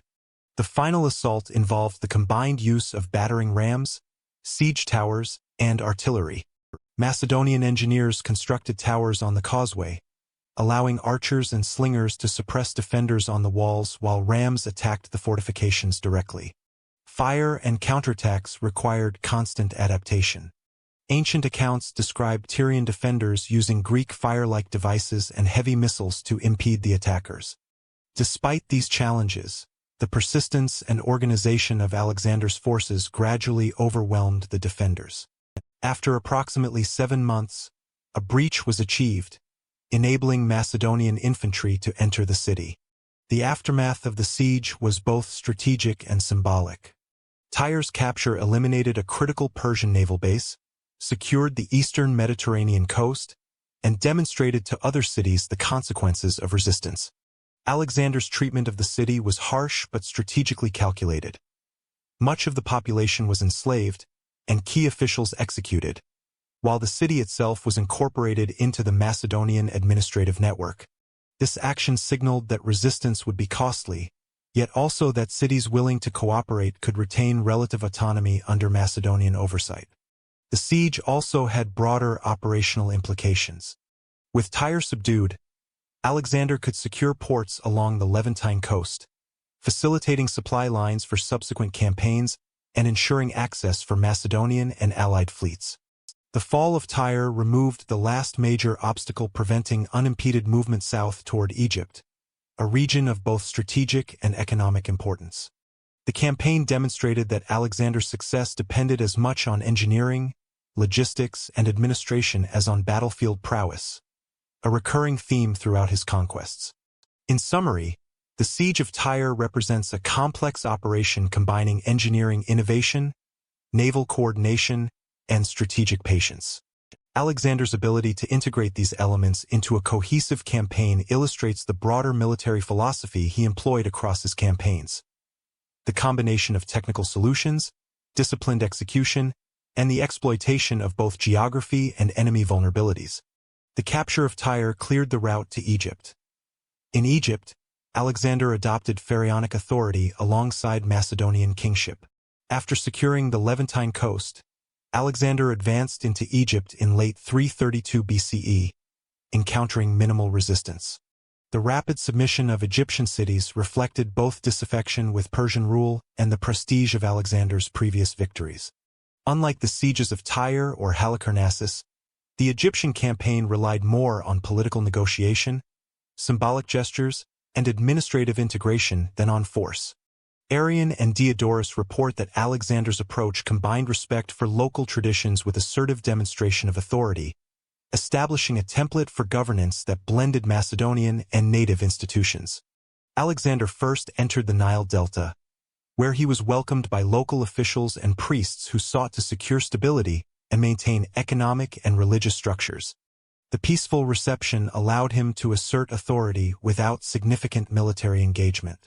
In Memphis, the ancient capital, Alexander participated in ceremonies that recognized him as pharaoh, aligning himself with the long-established traditions of Egyptian kingship.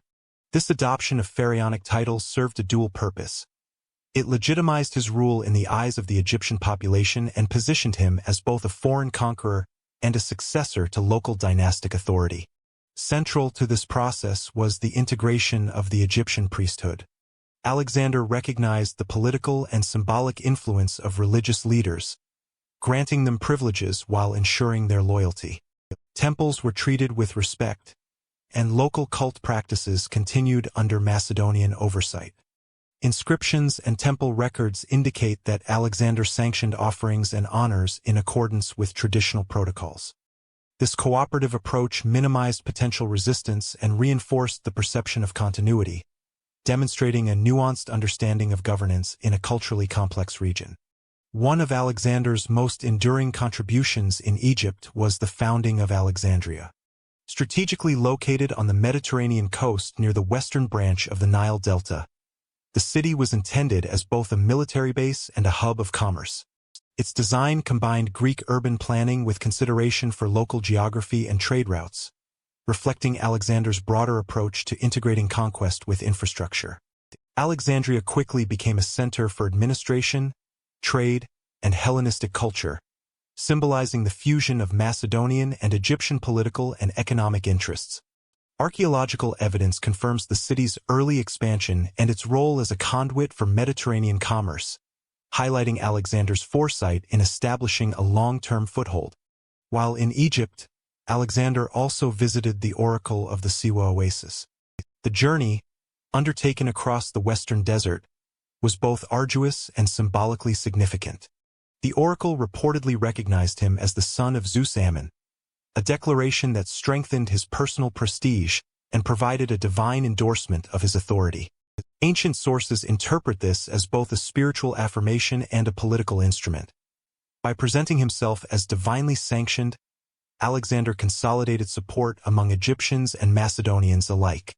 The visit reinforced the perception of Alexander as a ruler whose authority transcended cultural boundaries. In terms of administration, Alexander maintained Persian tax structures while introducing Macedonian oversight through garrisons and appointed officers. Local officials were retained in positions of authority, provided they acknowledged his sovereignty. This pragmatic approach ensured continuity of economic production, particularly the collection of grain and tribute essential for sustaining further campaigns. It also exemplifies an interpretive insight.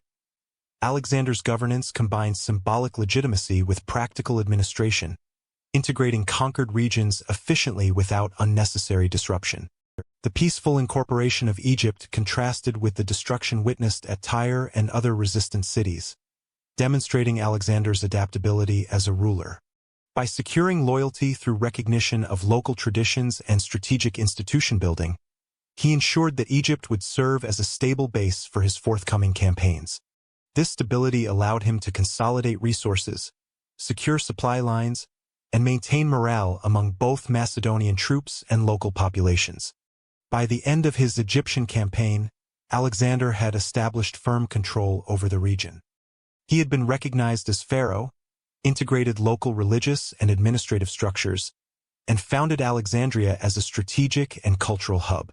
These measures solidified his legitimacy and ensured that Egypt would serve as a secure rear base for operations deeper into Persian territory.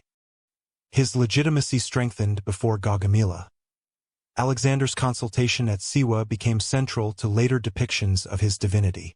In 331 BCE, during his sojourn in Egypt, Alexander undertook a journey across the western desert to consult the oracle at the Siwa Oasis, a center of religious and political significance in the Libyan desert.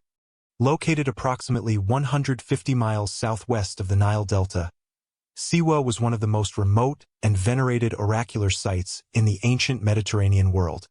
The consultation at Siwa was a calculated act, blending spiritual affirmation, political symbolism, and public relations, elements that would reverberate throughout both Greek and later Hellenistic historiography.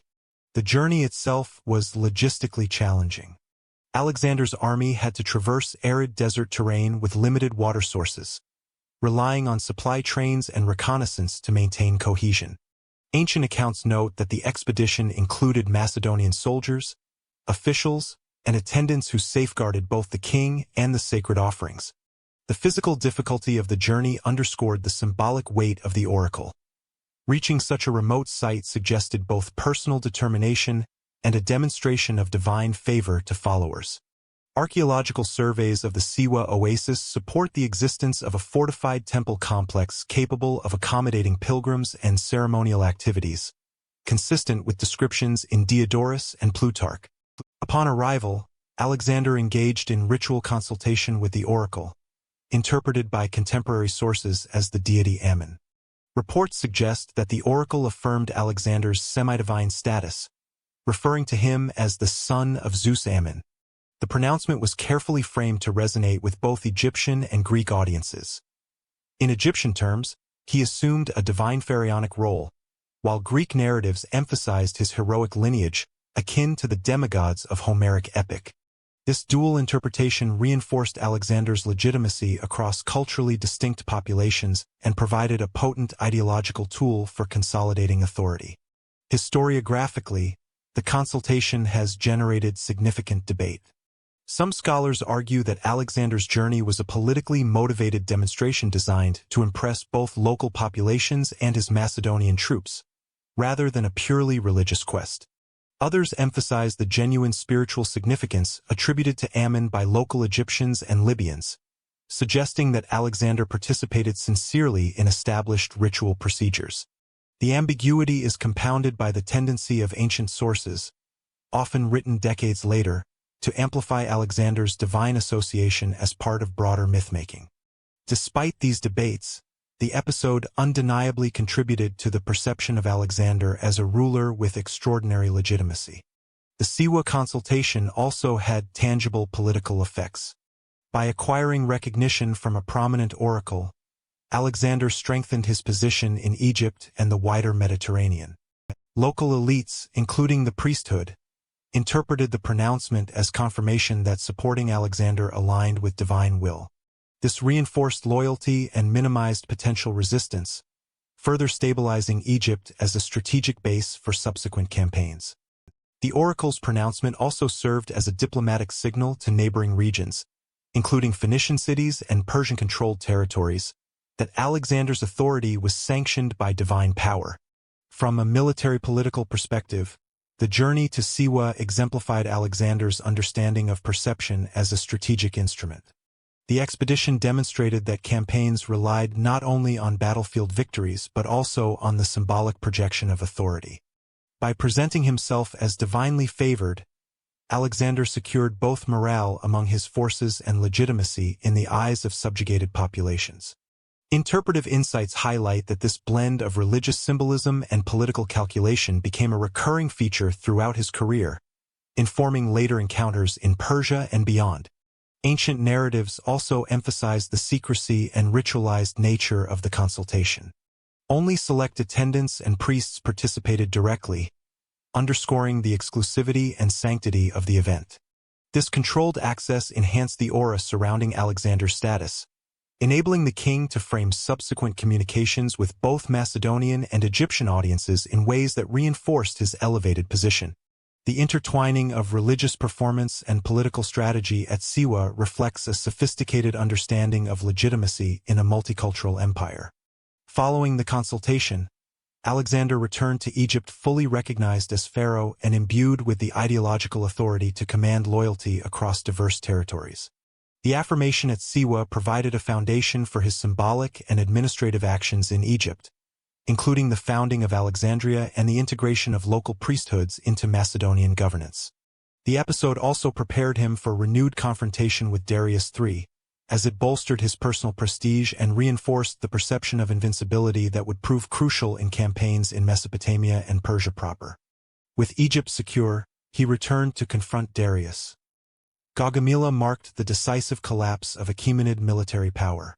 In 331 BCE, Alexander confronted Darius III in what would become the defining engagement of his Persian campaign, the Battle of Gaugamela.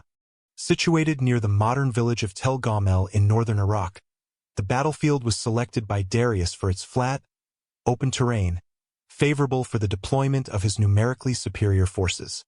Contemporary sources, including Arrian, Diodorus, and Curtius Rufus, emphasized that both commanders understood the strategic significance of the engagement. For Darius, victory was essential to preserve the integrity of the Achaemenid Empire. For Alexander, it represented the culmination of years of systematic conquest and the opportunity to remove Persia's central authority entirely. Darius assembled an enormous army, estimated in ancient sources at several 100,000 troops, although modern scholarship suggests more conservative figures ranging from 50,000 to 100,000. The Persian army combined infantry, cavalry, chariots, and specialized units drawn from across the empire, including Medes, Bactrians, and Greek mercenaries. By contrast, Alexander commanded approximately 40,000 infantry and 7,000 cavalry, organized into a phalanx center, heavy cavalry wings, and auxiliary light infantry. This disparity underscores the strategic ingenuity required of the Macedonian commander to overcome both numerical inferiority and a multi-ethnic force with complex command structures. The battlefield's terrain played a critical role. Gaugamila's open plain allowed Darius to deploy his scythe chariots, designed to disrupt infantry formations, and enabled the Persian cavalry to maneuver freely. Alexander countered by careful reconnaissance, identifying subtle undulations and positioning the phalanx in a flexible formation capable of absorbing shocks. The Macedonian right wing, under Alexander's personal command, included the companion cavalry, elite units trained for both frontal assault and oblique maneuvers. The left wing and center were commanded by experienced generals, including Parmenion, who coordinated infantry movements and reserves. This distribution highlights interpretive insights into Alexander's operational approach. He leveraged terrain and unit specialization to mitigate Persian advantages. The engagement commenced with Persian attempts to encircle the Macedonian left, testing the cohesion of the phalanx and the reliability of allied Greek contingents. Alexander responded by executing the oblique wedge formation, a maneuver designed to create a gap in the enemy line while maintaining pressure across the center. The companion cavalry, supported by light infantry, struck directly at the Persian center, aiming to destabilize Darius' command position. Ancient sources describe intense close-quarters combat, with Macedonian units maintaining discipline while resisting repeated cavalry charges and the disruption of scythe chariots. A pivotal moment occurred when Alexander personally led a decisive cavalry charge toward Darius' location. The Persian king, confronted with the direct threat to his person, fled the battlefield, an action that precipitated the collapse of Persian morale. Troops on both wings, witnessing the retreat of their sovereign, faltered and ultimately withdrew or routed. The effectiveness of Alexander's strategy at Gaugamela illustrates another interpretive insight. Decisive action against central command could have disproportionate effects on multi-ethnic forces with limited cohesion, a principle that Alexander repeatedly exploited throughout his campaigns. Following the rout, Macedonian infantry pressed forward to secure remaining positions, while cavalry pursued fleeing forces to prevent reorganization.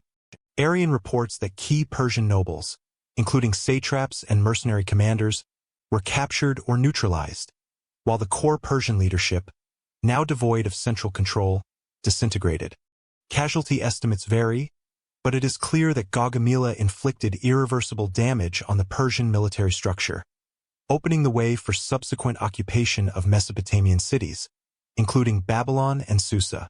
Strategically, the victory at Gaugamela had immediate and long-term implications. Mesopotamia, the administrative heart of the Persian Empire, became accessible to Alexander without significant opposition. The fall of Darius' army eliminated the primary obstacle to control over Persia's western territories, allowing Alexander to secure critical economic and logistical resources, including granaries, treasuries, and river networks. Ancient sources emphasize the capture of Darius' camp and treasury as both material and symbolic evidence of Macedonian supremacy. Administratively, Alexander implemented measures to stabilize conquered regions rapidly. He appointed Macedonian and allied officers to key posts while retaining certain local administrators to maintain continuity. This pragmatic approach facilitated governance in newly occupied cities, ensuring both revenue collection and public order. In Mesopotamia, particularly at Babylon, Alexander engaged in ceremonial and religious observances, demonstrating respect for local customs and thereby consolidating authority over diverse populations. The psychological and propagandistic effects of Gaugamela were also profound. Greek and Macedonian forces recognized the encounter as proof of Alexander's tactical genius and the efficacy of combined arms warfare. In Persian territories, the rout eroded confidence in the Achaemenid dynasty, leading many satraps to submit without resistance. The battle, therefore, not only resolved immediate military objectives but also contributed to the strategic pacification of the empire's western provinces, reducing the need for protracted campaigns in the aftermath. In sum, the Battle of Gaugamela exemplifies the integration of tactical innovation, strategic foresight, and operational discipline. Alexander's ability to exploit terrain, maintain unit cohesion, and strike decisively at enemy command facilitated the collapse of a numerically superior force. The victory underscored the effectiveness of Macedonian military reforms inherited from Philip II while demonstrating Alexander's personal leadership and adaptability. Victory enabled entry into Mesopotamia. Alexander's occupation of the imperial capitals dismantled the symbolic core of Achaemenid power. Following the decisive victory at Gaugamela, Alexander advanced into the heart of the Achaemenid Empire, moving systematically to secure its principal administrative and ceremonial centers. His first major objective was Babylon, one of the most populous and economically significant cities of the ancient world. Babylon's strategic position at the confluence of the Euphrates and Tigris rivers made it both a logistical hub and a symbol of imperial authority. Ancient sources such as Arrian and Diodorus describe Alexander's entry into Babylon in late 331 BCE as methodical and largely unopposed, reflecting the disintegration of Persian central control after Gaugamela. Upon entering Babylon, Alexander was received with a mixture of local loyalty and calculated ceremonial recognition. Temples, palaces, and civic institutions continued to operate under Macedonian oversight, demonstrating his approach to governance. Respect for existing administrative structures while asserting ultimate authority.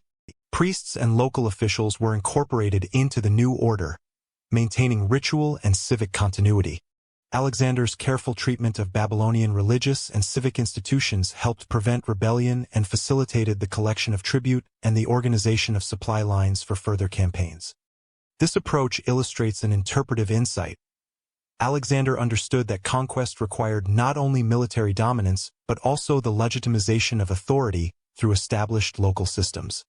After consolidating Babylon, Alexander moved to Susa, another key administrative capital renowned for its immense wealth and treasury.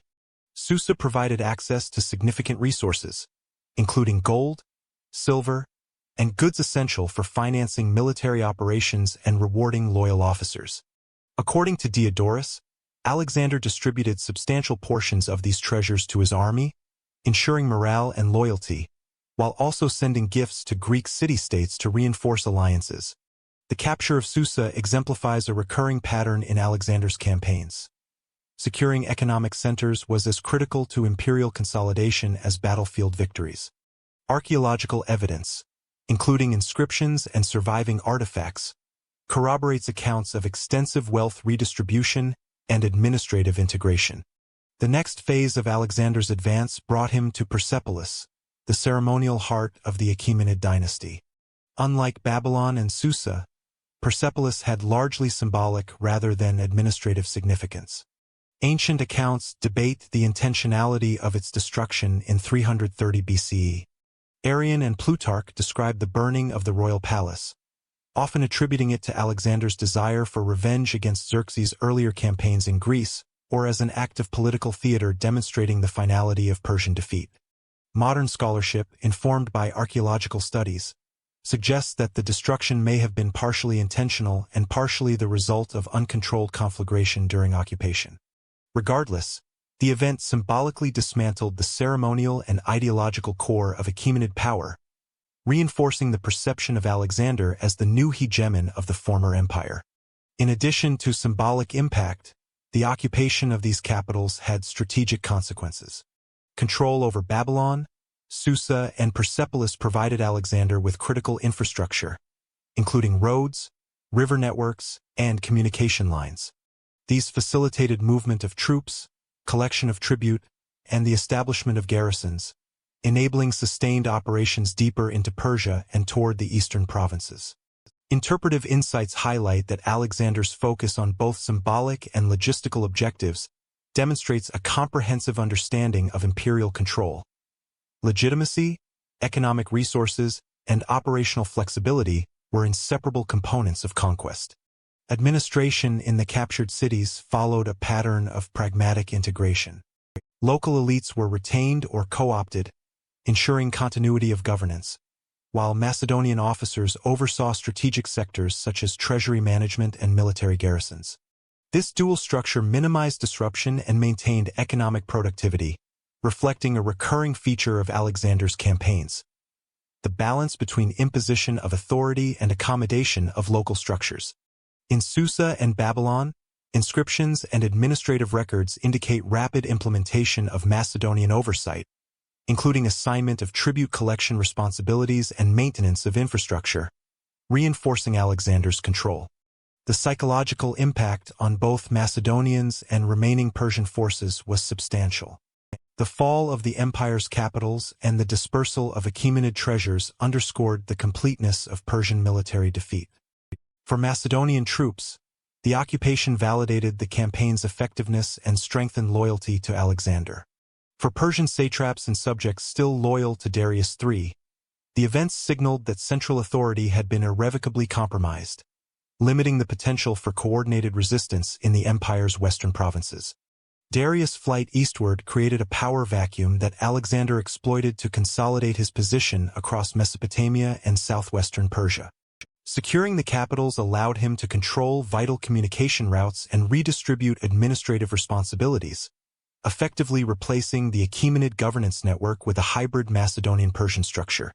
This integration facilitated subsequent operations in Media, Persia proper, and Bactria, ensuring that Macedonian forces could project power efficiently across vast territories. In sum, Alexander's occupation of Babylon, Susa, and Persepolis achieved both symbolic and strategic objectives. The ceremonial and administrative capture demonstrated an understanding of the interdependence between political legitimacy, economic resources, and military consolidation. By dismantling the symbolic center of Achaemenid authority while maintaining practical governance structures, Alexander secured the Western Empire, enabling pursuit of Darius and expansion into the eastern provinces. Darius fled eastward. The fall of Darius III marked the end of the Achaemenid dynasty. Following the capture of the Persian imperial capitals, Alexander pursued Darius III into the eastern provinces of the empire, moving through Media and Parthia with strategic speed. Darius, attempting to regroup and consolidate his forces, sought to leverage the empire's remaining satraps and regional garrisons. Ancient sources, including Arrian and Diodorus, emphasized the challenging logistics of this pursuit. Alexander's forces had to traverse mountainous terrain, desert plateaus, and river valleys, all while maintaining cohesion, supply lines, and operational readiness. The campaign highlights Alexander's strategic acumen in combining rapid movement with sustained pressure against a retreating adversary. Media, situated in the highlands of western Iran, represented both a geographic and symbolic threshold.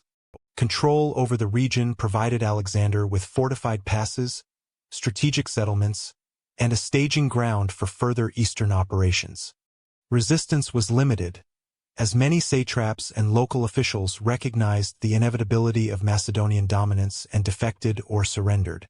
This pattern of negotiated submission reflects an interpretive insight. Alexander's reputation for decisive action, combined with prior administrative integration of conquered territories, often induced compliance without protracted conflict.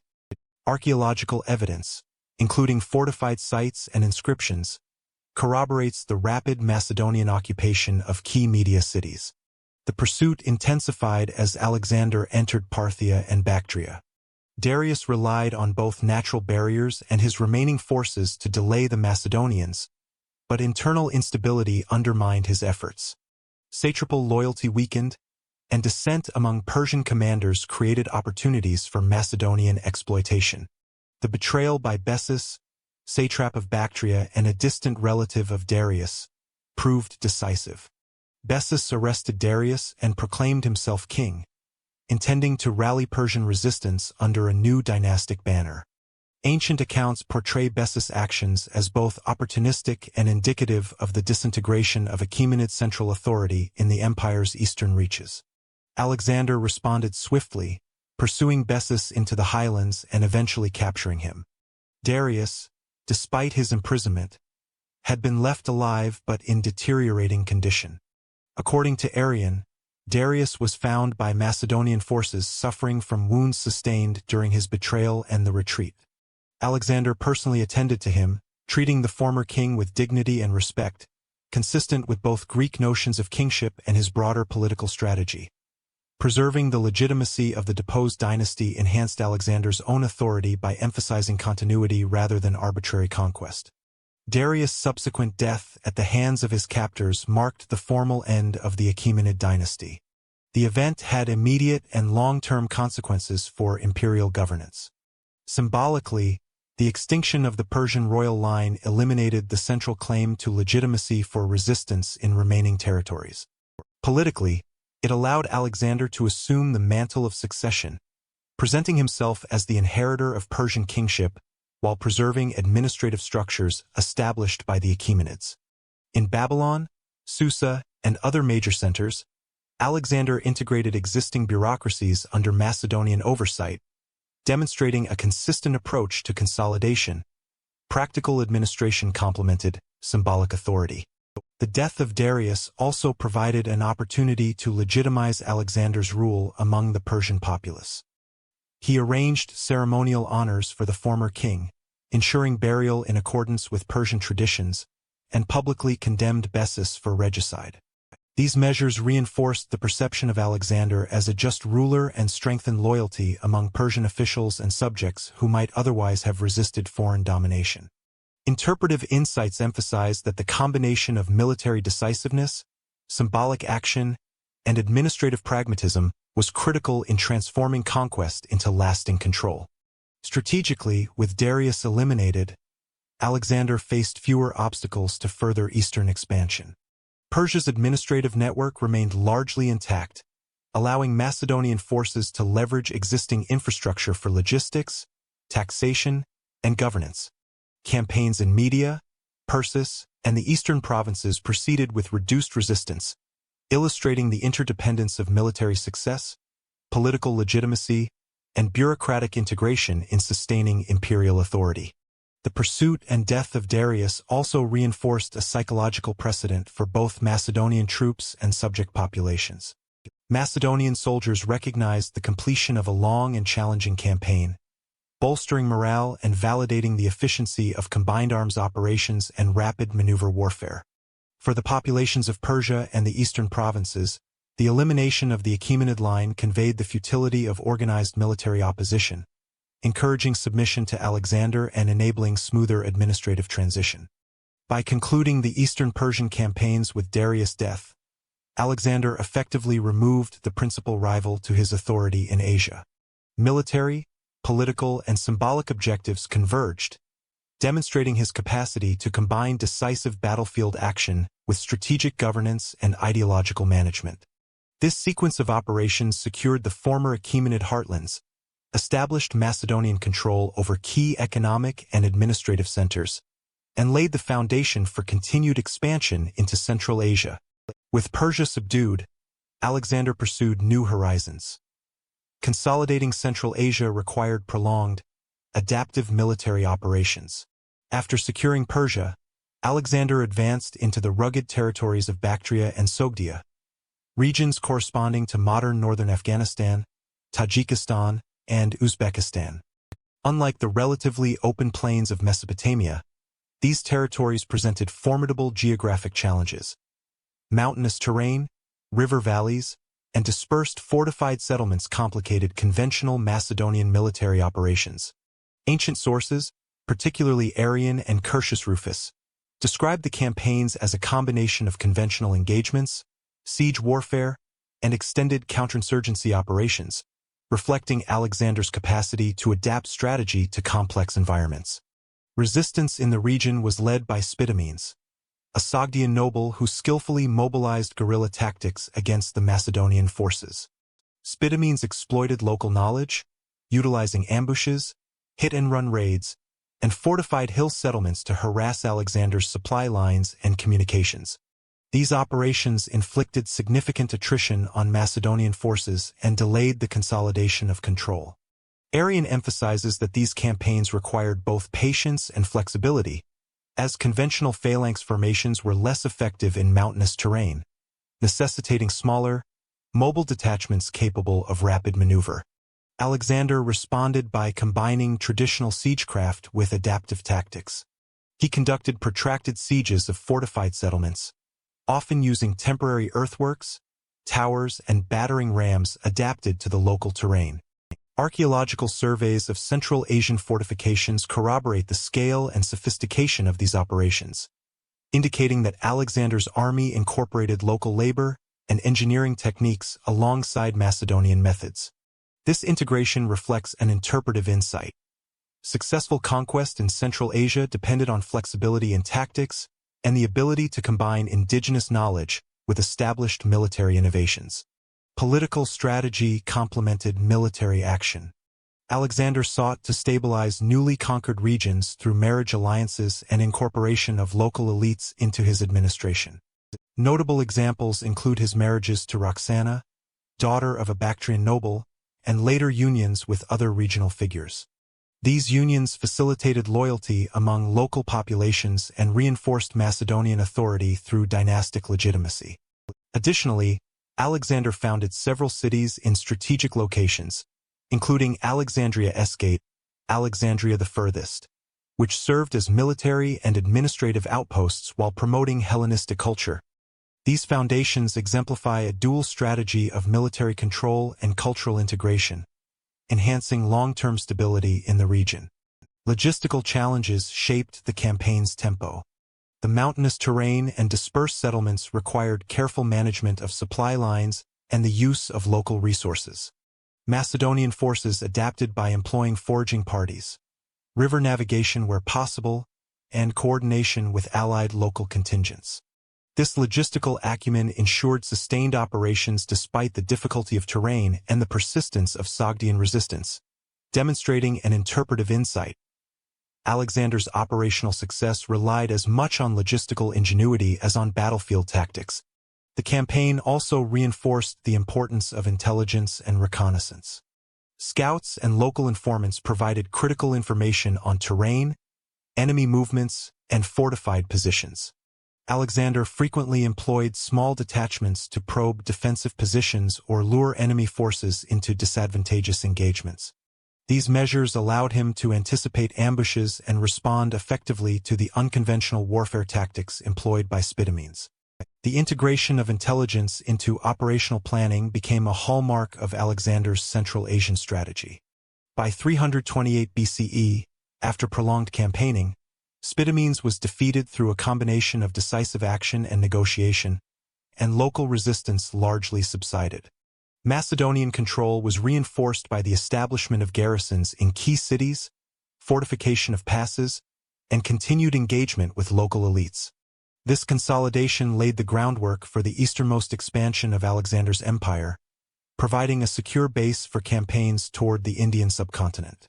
In summary, the Central Asian campaign demonstrates a complex interplay of military innovation, adaptive tactics, political integration, and logistical management.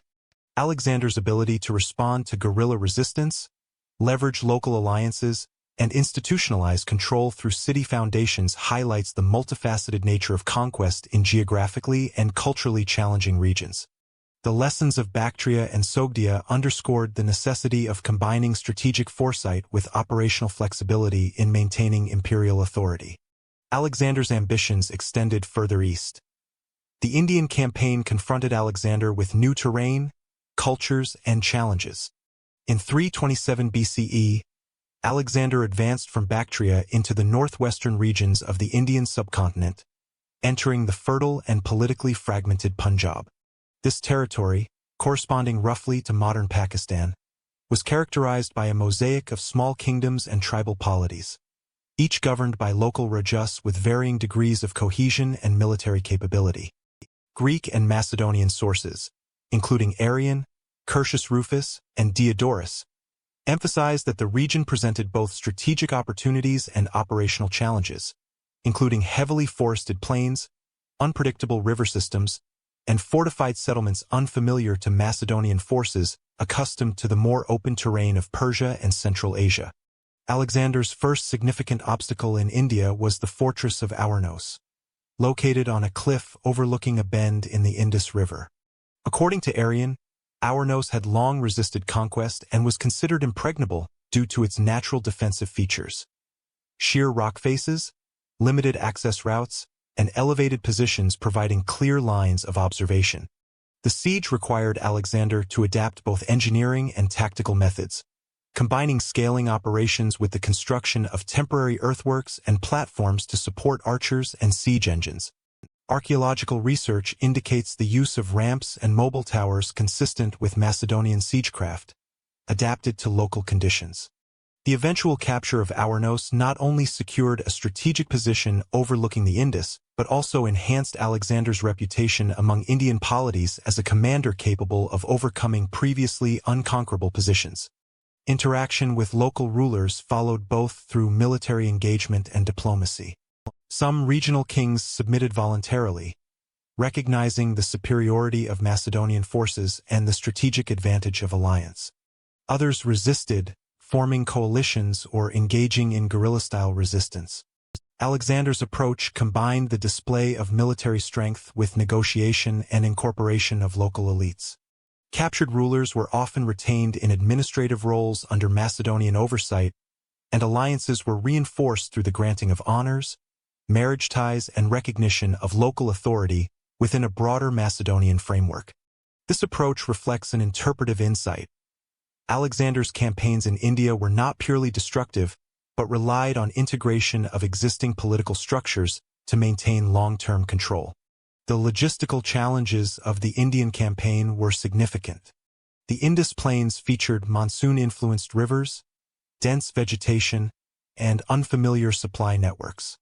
Macedonian forces had to adapt to local conditions, employing riverine transport, reconnaissance, and coordination with allied contingents to maintain operational momentum. Arrian highlights the careful planning involved in crossing rivers and securing lines of communication, underscoring the importance of adaptability and engineering ingenuity in sustaining campaigns across diverse environments. Cultural and environmental unfamiliarity added another layer of complexity. Alexander's troops encountered new languages, religious practices, and societal structures, requiring sensitivity in both administration and negotiation. The incorporation of local advisors and the observation of indigenous customs facilitated smoother governance and minimized resistance. This demonstrates a recurring pattern in Alexander's conquests. The combination of military prowess, cultural adaptation, and political pragmatism allowed the Macedonian army to extend authority across highly heterogeneous regions. Through these operations, Alexander established a series of fortified positions and administrative centers, ensuring control over key river crossings and urban settlements. The campaign also reinforced Macedonian mobility and combined arms capability, as forces had to coordinate infantry, cavalry, and engineering units under challenging conditions. These foundations enabled subsequent operations against more formidable regional powers, culminating in confrontations with the kingdoms of the Hydaspes River. The campaign's significance extended beyond immediate conquest. It demonstrated Alexander's ability to project power into previously uncharted regions, integrating military innovation, local diplomacy, and logistical management. The operations in Punjab provided both material resources and strategic bases for further campaigns, ensuring that Macedonian influence could be maintained in a region far from the empire's traditional centers in Persia and Central Asia. By overcoming Aurnos and securing initial alliances with regional rulers, Alexander established the necessary infrastructure and legitimacy to confront major Indian kingdoms. These campaigns set the stage for the climactic engagement at the Hydaspes River, where his forces would face one of the most organized and formidable armies encountered in his career. These campaigns culminated at Hydaspes. Hydaspes was among the most tactically complex battles of Alexander's career. In 326 BCE, Alexander confronted King Porus of the Punjab along the banks of the Hydaspes River, near the modern Jhelum in Pakistan. Porus commanded a well-organized army, integrating infantry phalanxes, cavalry, and war elephants, which presented an unprecedented tactical challenge for Macedonian forces accustomed primarily to Persian and Central Asian adversaries. Ancient sources, notably Arrian and Curtius Rufus, describe the formidable size and cohesion of Porus' army, emphasizing the psychological and logistical difficulties posed by elephants and unfamiliar terrain. The Hydaspes River itself was a significant natural obstacle. During the summer monsoon, the river swelled, creating strong currents and limiting crossing points. Alexander demonstrated operational ingenuity by conducting reconnaissance and identifying a concealed crossing upstream, using diversionary tactics to mislead Porus regarding his intended attack point. Small detachments crossed under cover of darkness, securing positions on the far bank and facilitating the main force's advance. This maneuver exemplifies an interpretive insight. Alexander's ability to combine deception, timing, and engineering allowed him to negate the defensive advantages of natural barriers. Porus deployed his forces with elephants at the forefront, flanked by heavy infantry and supported by cavalry. The elephants were intended both as shock troops to disrupt Macedonian formations and as a psychological deterrent. Alexander countered by maintaining the flexibility of the phalanx, employing skirmishers and cavalry to isolate and neutralize the elephant units. The companion cavalry, led personally by Alexander, executed a coordinated assault on Porus' flanks, while the phalanx engaged the center in a disciplined, controlled advance. The integration of arms demonstrates a continuation of Macedonian tactical innovations developed under Philip II, adapted to novel battlefield conditions. Close-quarter combat was intense. Elephants caused localized disruption, but Macedonian troops targeted vulnerable areas, such as the legs of the animals and gaps in infantry formations. Arrian notes that Porus fought alongside his troops, maintaining morale and cohesion despite the battlefield pressures. Despite fierce resistance, Macedonian tactical discipline and superior coordination gradually turned the tide. The decisive flanking maneuvers by Alexander's cavalry destabilized Porus' forces, eventually compelling his surrender. Estimates of casualties vary, but sources agree that Macedonian losses were comparatively light, reflecting the effectiveness of coordinated maneuvers against numerically formidable opponents. Following the battle, Alexander demonstrated both pragmatism and political acumen. Rather than annexing Porus' territory outright, he reinstated the king as a regional ruler under Macedonian suzerainty. This decision secured local cooperation, minimized resistance, and maintained continuity of governance in a culturally complex and strategically significant region. Additionally, Macedonian garrisons were established in key towns along the Hydaspes, integrating administrative oversight with local authority.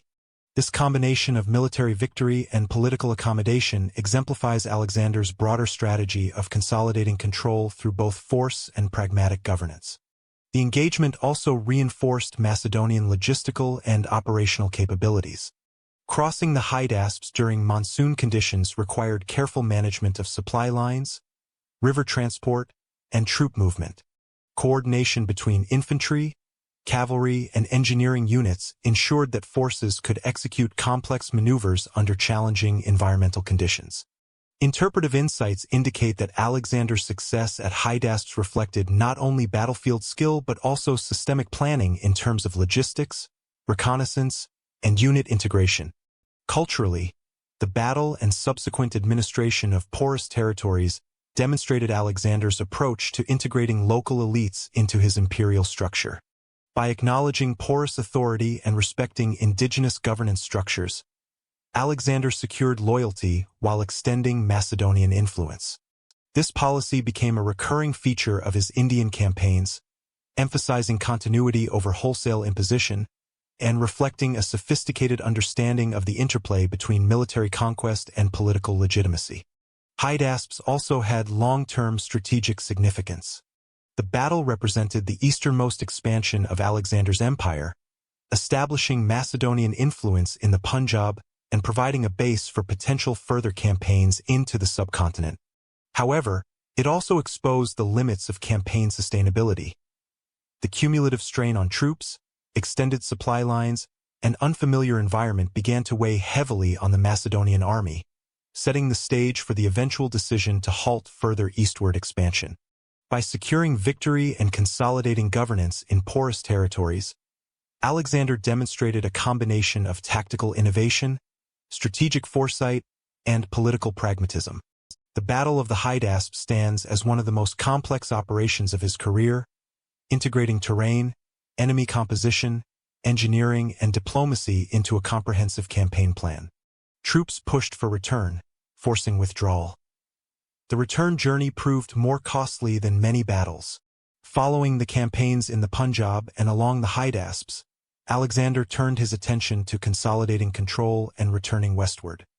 The retreat from India involved navigating the complex network of the Indus River and the adjoining coastal regions, requiring both maritime and overland operations. Arrian and Curtius Rufus provide detailed accounts of this stage, highlighting logistical innovations, combat against resistant local polities, and the arduous march across the Gedrosian Desert. The campaign tested Macedonian endurance, command cohesion, and operational planning more severely than most prior engagements. To secure supply lines and maintain communication, Alexander commissioned the construction of a fleet along the Indus.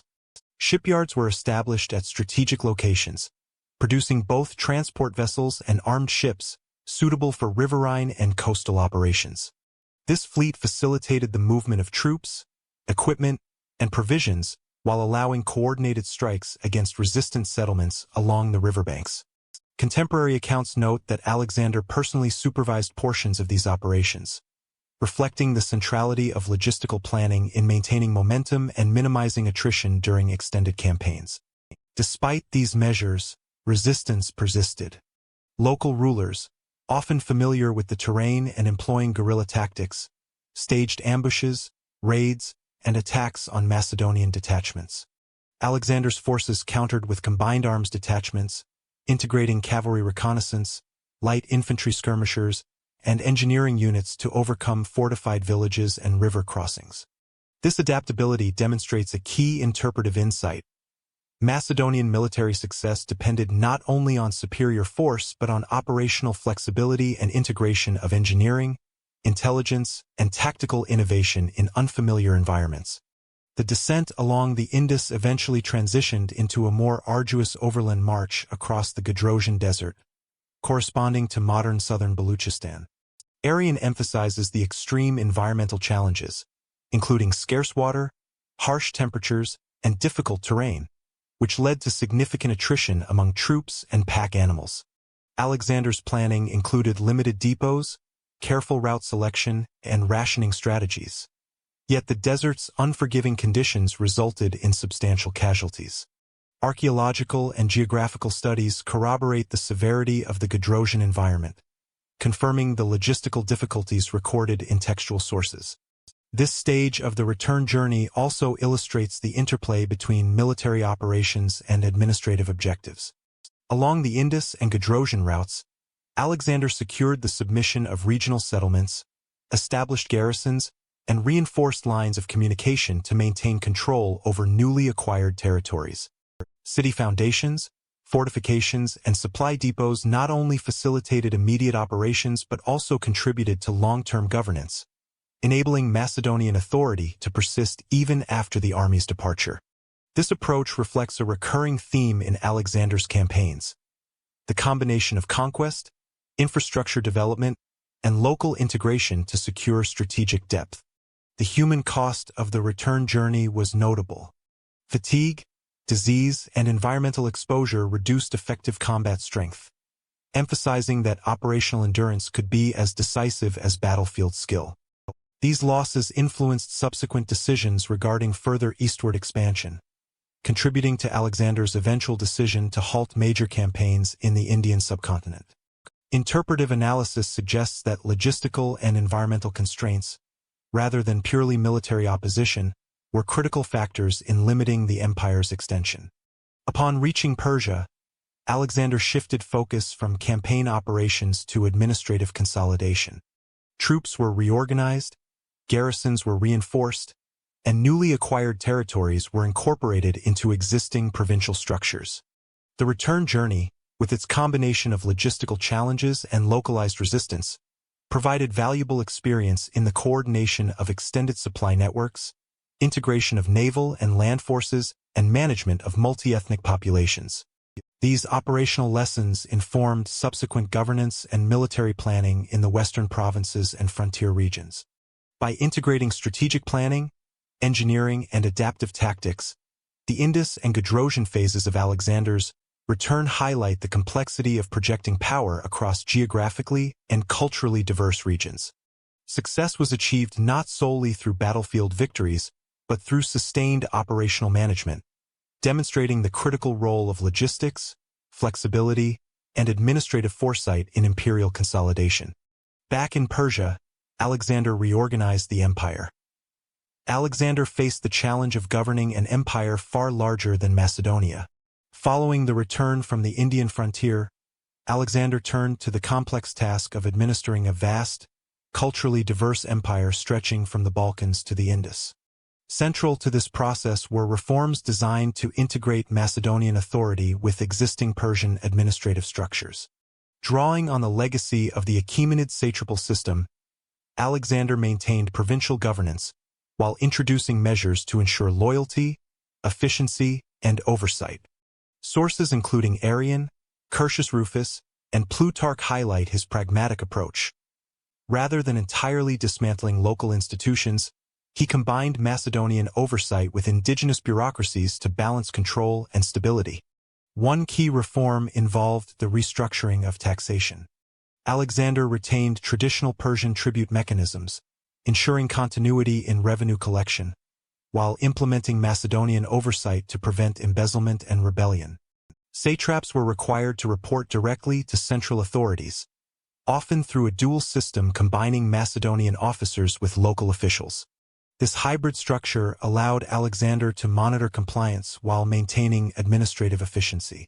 In some regions, he introduced fixed tribute quotas and periodic audits, reflecting an interpretive insight. The sustainability of imperial control relied on predictable fiscal systems that balanced Macedonian interests with local capacity. Adjustments were also made to the satrapal appointments themselves. Macedonian officers were installed in key positions alongside compliant Persian governors, creating a system of checks and balances. This mixed leadership core facilitated smoother communication between central command and provincial authorities and reinforced loyalty to Alexander personally. Archaeological and epigraphic evidence from Babylon, Susa, and Bactria indicates that these offices retained ceremonial functions of local governance while operating under Macedonian supervision, demonstrating the integration of military, political, and bureaucratic authority. Court customs were similarly adapted. Alexander introduced elements of Persian ceremonial practice, including the use of proskynesis, ritualized homage, dress codes, and formalized court hierarchies. These innovations served multiple purposes. They reinforced the perception of legitimate kingship in the eyes of local populations, provided a structured environment for Macedonian officers and administrators, and reflected Alexander's effort to synthesize Greek and Persian political norms. Interpretive insights suggest that these adaptations were not purely symbolic. They functioned as mechanisms of control, creating cohesion among diverse elites while asserting Macedonian primacy. Military oversight remained central to administrative reforms. Garrisons were strategically placed in key cities and along frontier zones, under commanders responsible for both defense and the supervision of local officials. The mixed composition of officer corps, combining Macedonians and trusted locals, facilitated intelligence gathering, enforcement of royal decrees, and rapid response to unrest. This structure demonstrates a systemic understanding of governance. The coordination of civil, military, and fiscal responsibilities was essential to maintain order across an empire of unprecedented scale. Alexander's reforms extended to infrastructure and communication networks. Roads, river crossings, and supply depots were maintained or improved to ensure efficient movement of troops and officials. Administrative centers were often co-located with military garrisons, providing both protection and logistical support.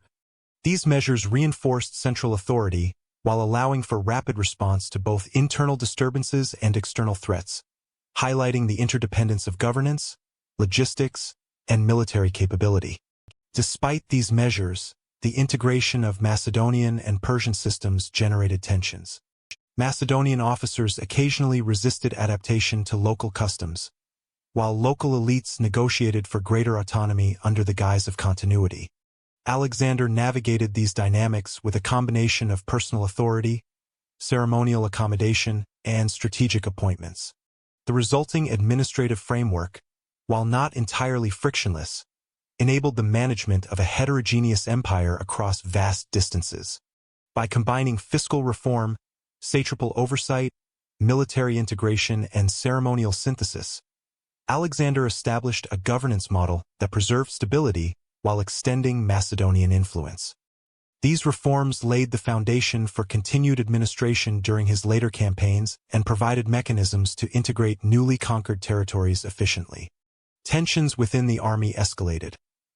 By 324 BCE, Alexander's efforts at cultural integration provoked significant resistance. In 324 BCE, while stationed at Opis on the Tigris River, Alexander faced a critical internal challenge: a mutiny among his Macedonian veterans. After years of extended campaigns across Persia, Central Asia, and India, the army was fatigued and increasingly resistant to policies that elevated non-Macedonian personnel and promoted cultural integration. Alexander's introduction of Persian court customs, marriages between Macedonians and local elites, and the incorporation of Persians into senior administrative and military positions had provoked unease among the veteran troops, who perceived these changes as a threat to traditional Macedonian identity and status. The mutiny was sparked when a contingent of Macedonian veterans publicly refused to accept the elevation of Persian officers and the presence of non-Macedonian administrators alongside them. Arrian and Curtius Rufus report that soldiers voiced grievances over favoritism, the distribution of honors, and perceived erosion of their primacy in the army. The dissent threatened cohesion at a critical juncture, with campaigns ongoing and eastern territories only recently secured. Alexander responded decisively, addressing the grievances through a combination of negotiation, authoritative displays, and symbolic acts designed to restore loyalty while reinforcing his integrative policies. Alexander convened assemblies of both Macedonian and allied troops, emphasizing the collective achievements of the army and the necessity of unity for the empire's stability. He recognized the legitimacy of some grievances, granting formal recognition, additional donatives, and reaffirmation of Macedonian privileges. Simultaneously, he enforced discipline, reminding troops of their oaths and the consequences of disobedience. These measures exemplify an interpretive insight. Alexander balanced firmness and conciliation, leveraging both authority and pragmatic concessions to manage dissent without fracturing military cohesion. Symbolic reconciliation played a crucial role. Alexander arranged mass marriages at Susa, marrying Persian noblewomen alongside hundreds of his officers in what became known as the Susa weddings. This public demonstration of fusion policy conveyed a clear message. Macedonians and Persians would share both familial and political bonds, consolidating loyalty across ethnic and cultural lines. Veterans who initially resisted were encouraged to participate, bridging personal and institutional divides. The weddings functioned as both a ceremonial affirmation of integration and a strategic tool to legitimize Alexander's broader cultural policies. Military and administrative structures were also adjusted. Macedonian veterans were granted preferential postings and commands, ensuring continued influence within the army, while Persian and local officers retained positions commensurate with their integration into the empire. This dual approach maintained operational effectiveness and symbolized the blending of traditions that characterized the late Alexandrian administration. Archaeological and textual evidence indicate that these arrangements reinforced garrison stability and minimized the risk of localized rebellions in critical eastern provinces. The Opus Mutiny highlights the tensions inherent in governing a multi-ethnic empire. Macedonian identity and pride, cultivated over decades of shared military experience, occasionally conflicted with Alexander's vision of a cosmopolitan empire. His response demonstrates a systemic understanding of authority. Cultural policies, symbolic actions, and material incentives were carefully orchestrated to maintain cohesion, loyalty, and operational readiness. Interpretive insights suggest that Alexander's management of the mutiny reflects both political acumen and sensitivity to the social dynamics of an ethnically diverse army. By resolving the Opus Mutiny, Alexander reaffirmed the loyalty of his Macedonian veterans while continuing to implement integrative policies across the empire. The episode reinforced the balance between coercion and conciliation in imperial governance and set a precedent for handling potential resistance to cultural and administrative reforms. His final year approached. Even in his final months, Alexander planned new conquests. In the final year of his life, Alexander concentrated on consolidating his empire and preparing for additional campaigns, notably into the Arabian Peninsula and the Persian Gulf. Sources including Arrian and Curtius Rufus indicate that Alexander envisioned a maritime expedition to explore and secure the southern Persian Gulf, extending Macedonian influence into Arabia, controlling maritime trade routes, and establishing naval bases for future operations. These plans required extensive logistical coordination, reflecting the scale and ambition of his strategic vision even in his last months. Alexander directed the construction and outfitting of fleets at key points along the Tigris and Euphrates rivers, employing Macedonian shipwrights alongside local labor. Vessels were designed for both riverine and open sea operations, capable of transporting troops, supplies, and siege engines. Reports indicate that Alexander personally inspected shipyards and oversaw the organization of crews, emphasizing disciplined training and integration of Macedonian and local seamen. This attention to detail underscores an interpretive insight. Alexander's operational planning combined visionary ambition with meticulous attention to tactical and logistical realities. Alongside naval preparations, extensive administrative measures were implemented to ensure continuity of governance during the anticipated campaigns. Provincial satraps received directives regarding taxation, troop levies, and supply stockpiles. Macedonian officers were rotated and reassigned to ensure experienced command across critical garrisons, while intelligence networks monitored both internal stability and potential external threats. These arrangements reflect Alexander's systematic approach to empire management, balancing the need for centralized control with operational flexibility across vast territories.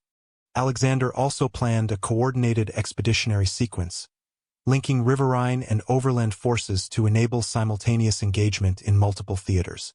The intended Arabian campaign was envisioned as complementary to existing operations along the Indus and Central Asia, securing trade routes, projecting power, and exploring previously uncharted territories.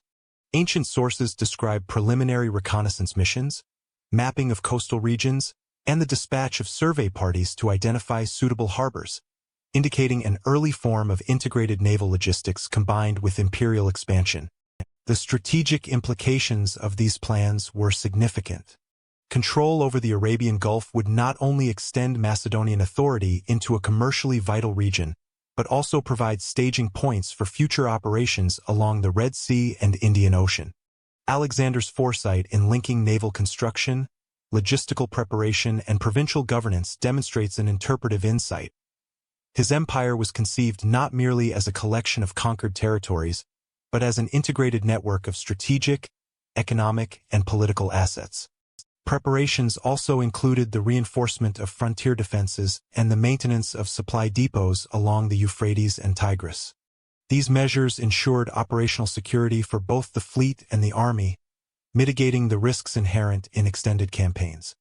Coordination between riverine and land-based forces exemplifies Alexander's capacity to integrate multiple operational domains, combining engineering, administration, and tactical foresight in planning. Despite the scale and ambition of these preparations, Alexander's sudden illness in Babylon interrupted all campaign plans. Contemporary sources suggest that fever, exacerbated by exhaustion, wounds, and potential underlying conditions, rapidly incapacitated him. Despite medical attention and the presence of his closest officers, Alexander was unable to recover, halting the Arabian expedition before it could commence.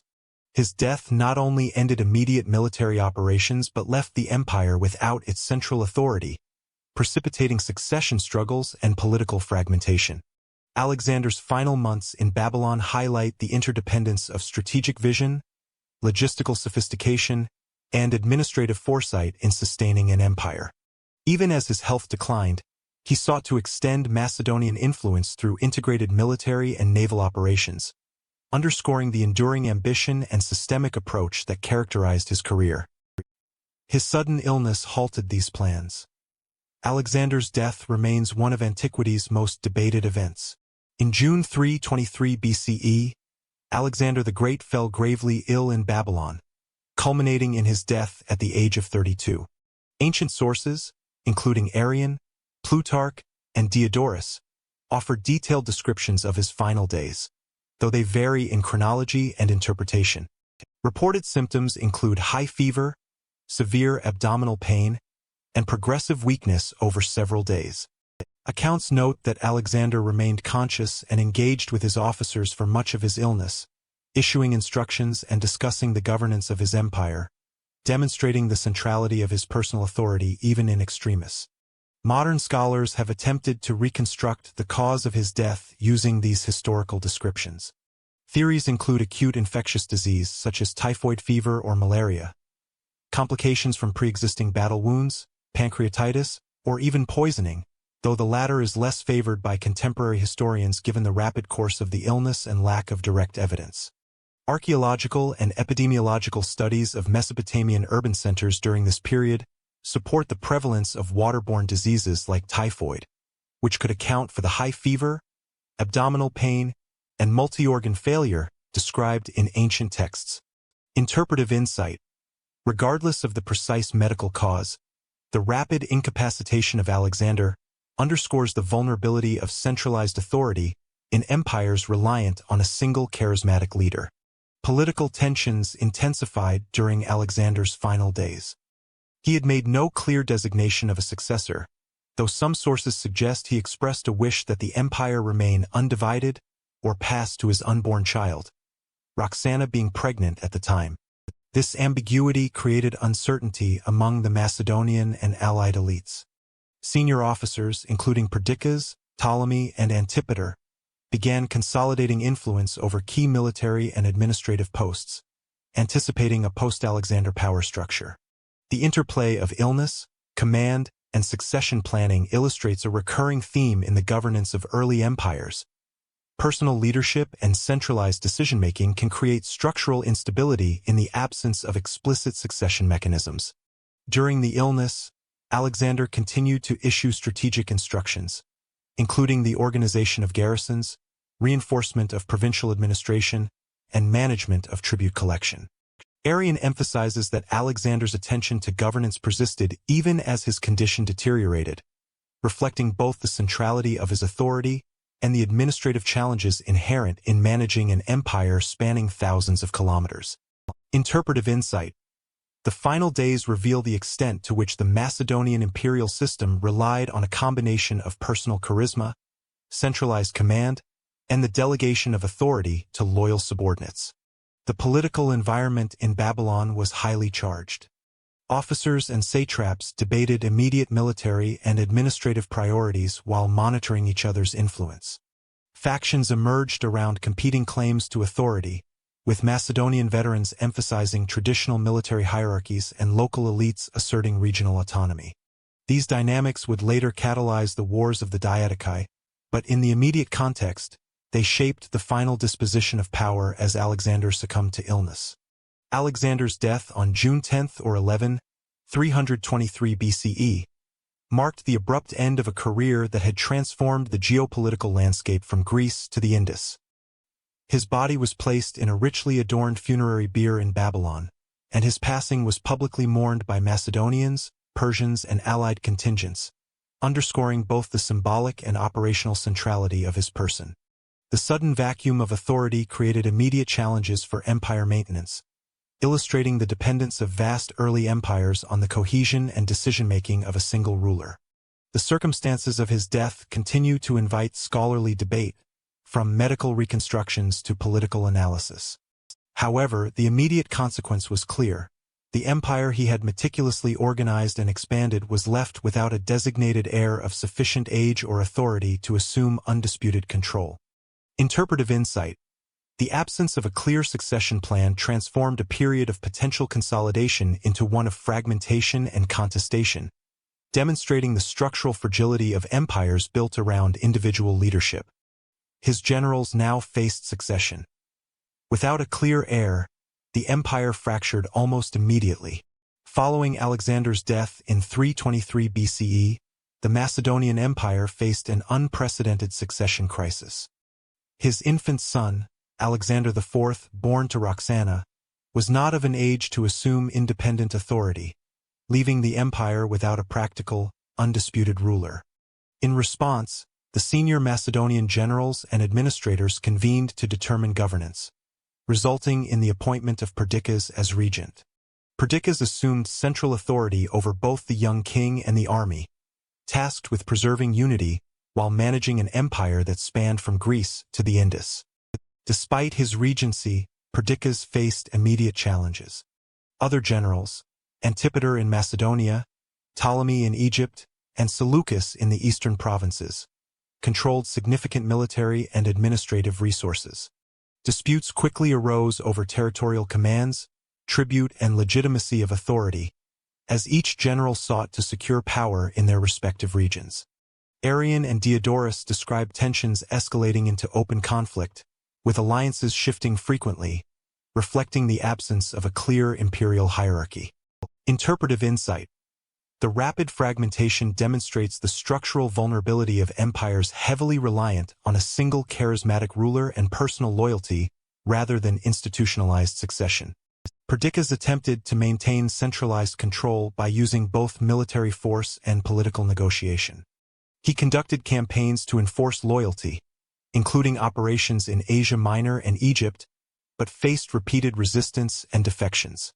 The lack of a coherent legal framework for succession meant that authority was enforced largely through personal command of troops and political influence, rather than codified imperial administration. Archaeological evidence from Macedonian garrisons and Aegean fortifications indicates continued loyalty disputes and signs of localized unrest during this period. The eventual outcome was the formal partition of the empire among the leading generals, known as the Diadochi. Territories were divided to balance military power while ostensibly preserving allegiance to Alexander's heirs. Key regions were allocated as follows. Ptolemy received Egypt, Seleucus obtained Babylon and the eastern provinces, Antigonus took large sections of Asia Minor, and Lysimachus governed Thrace. Although these divisions initially maintained a veneer of unity, interpretive insight suggests that they institutionalized the fissures that would lead to decades of conflict and the eventual establishment of independent Hellenistic kingdoms. These early disputes set the stage for the Wars of the Diadochi, which would determine the political and cultural map of the post-Alexandrian world.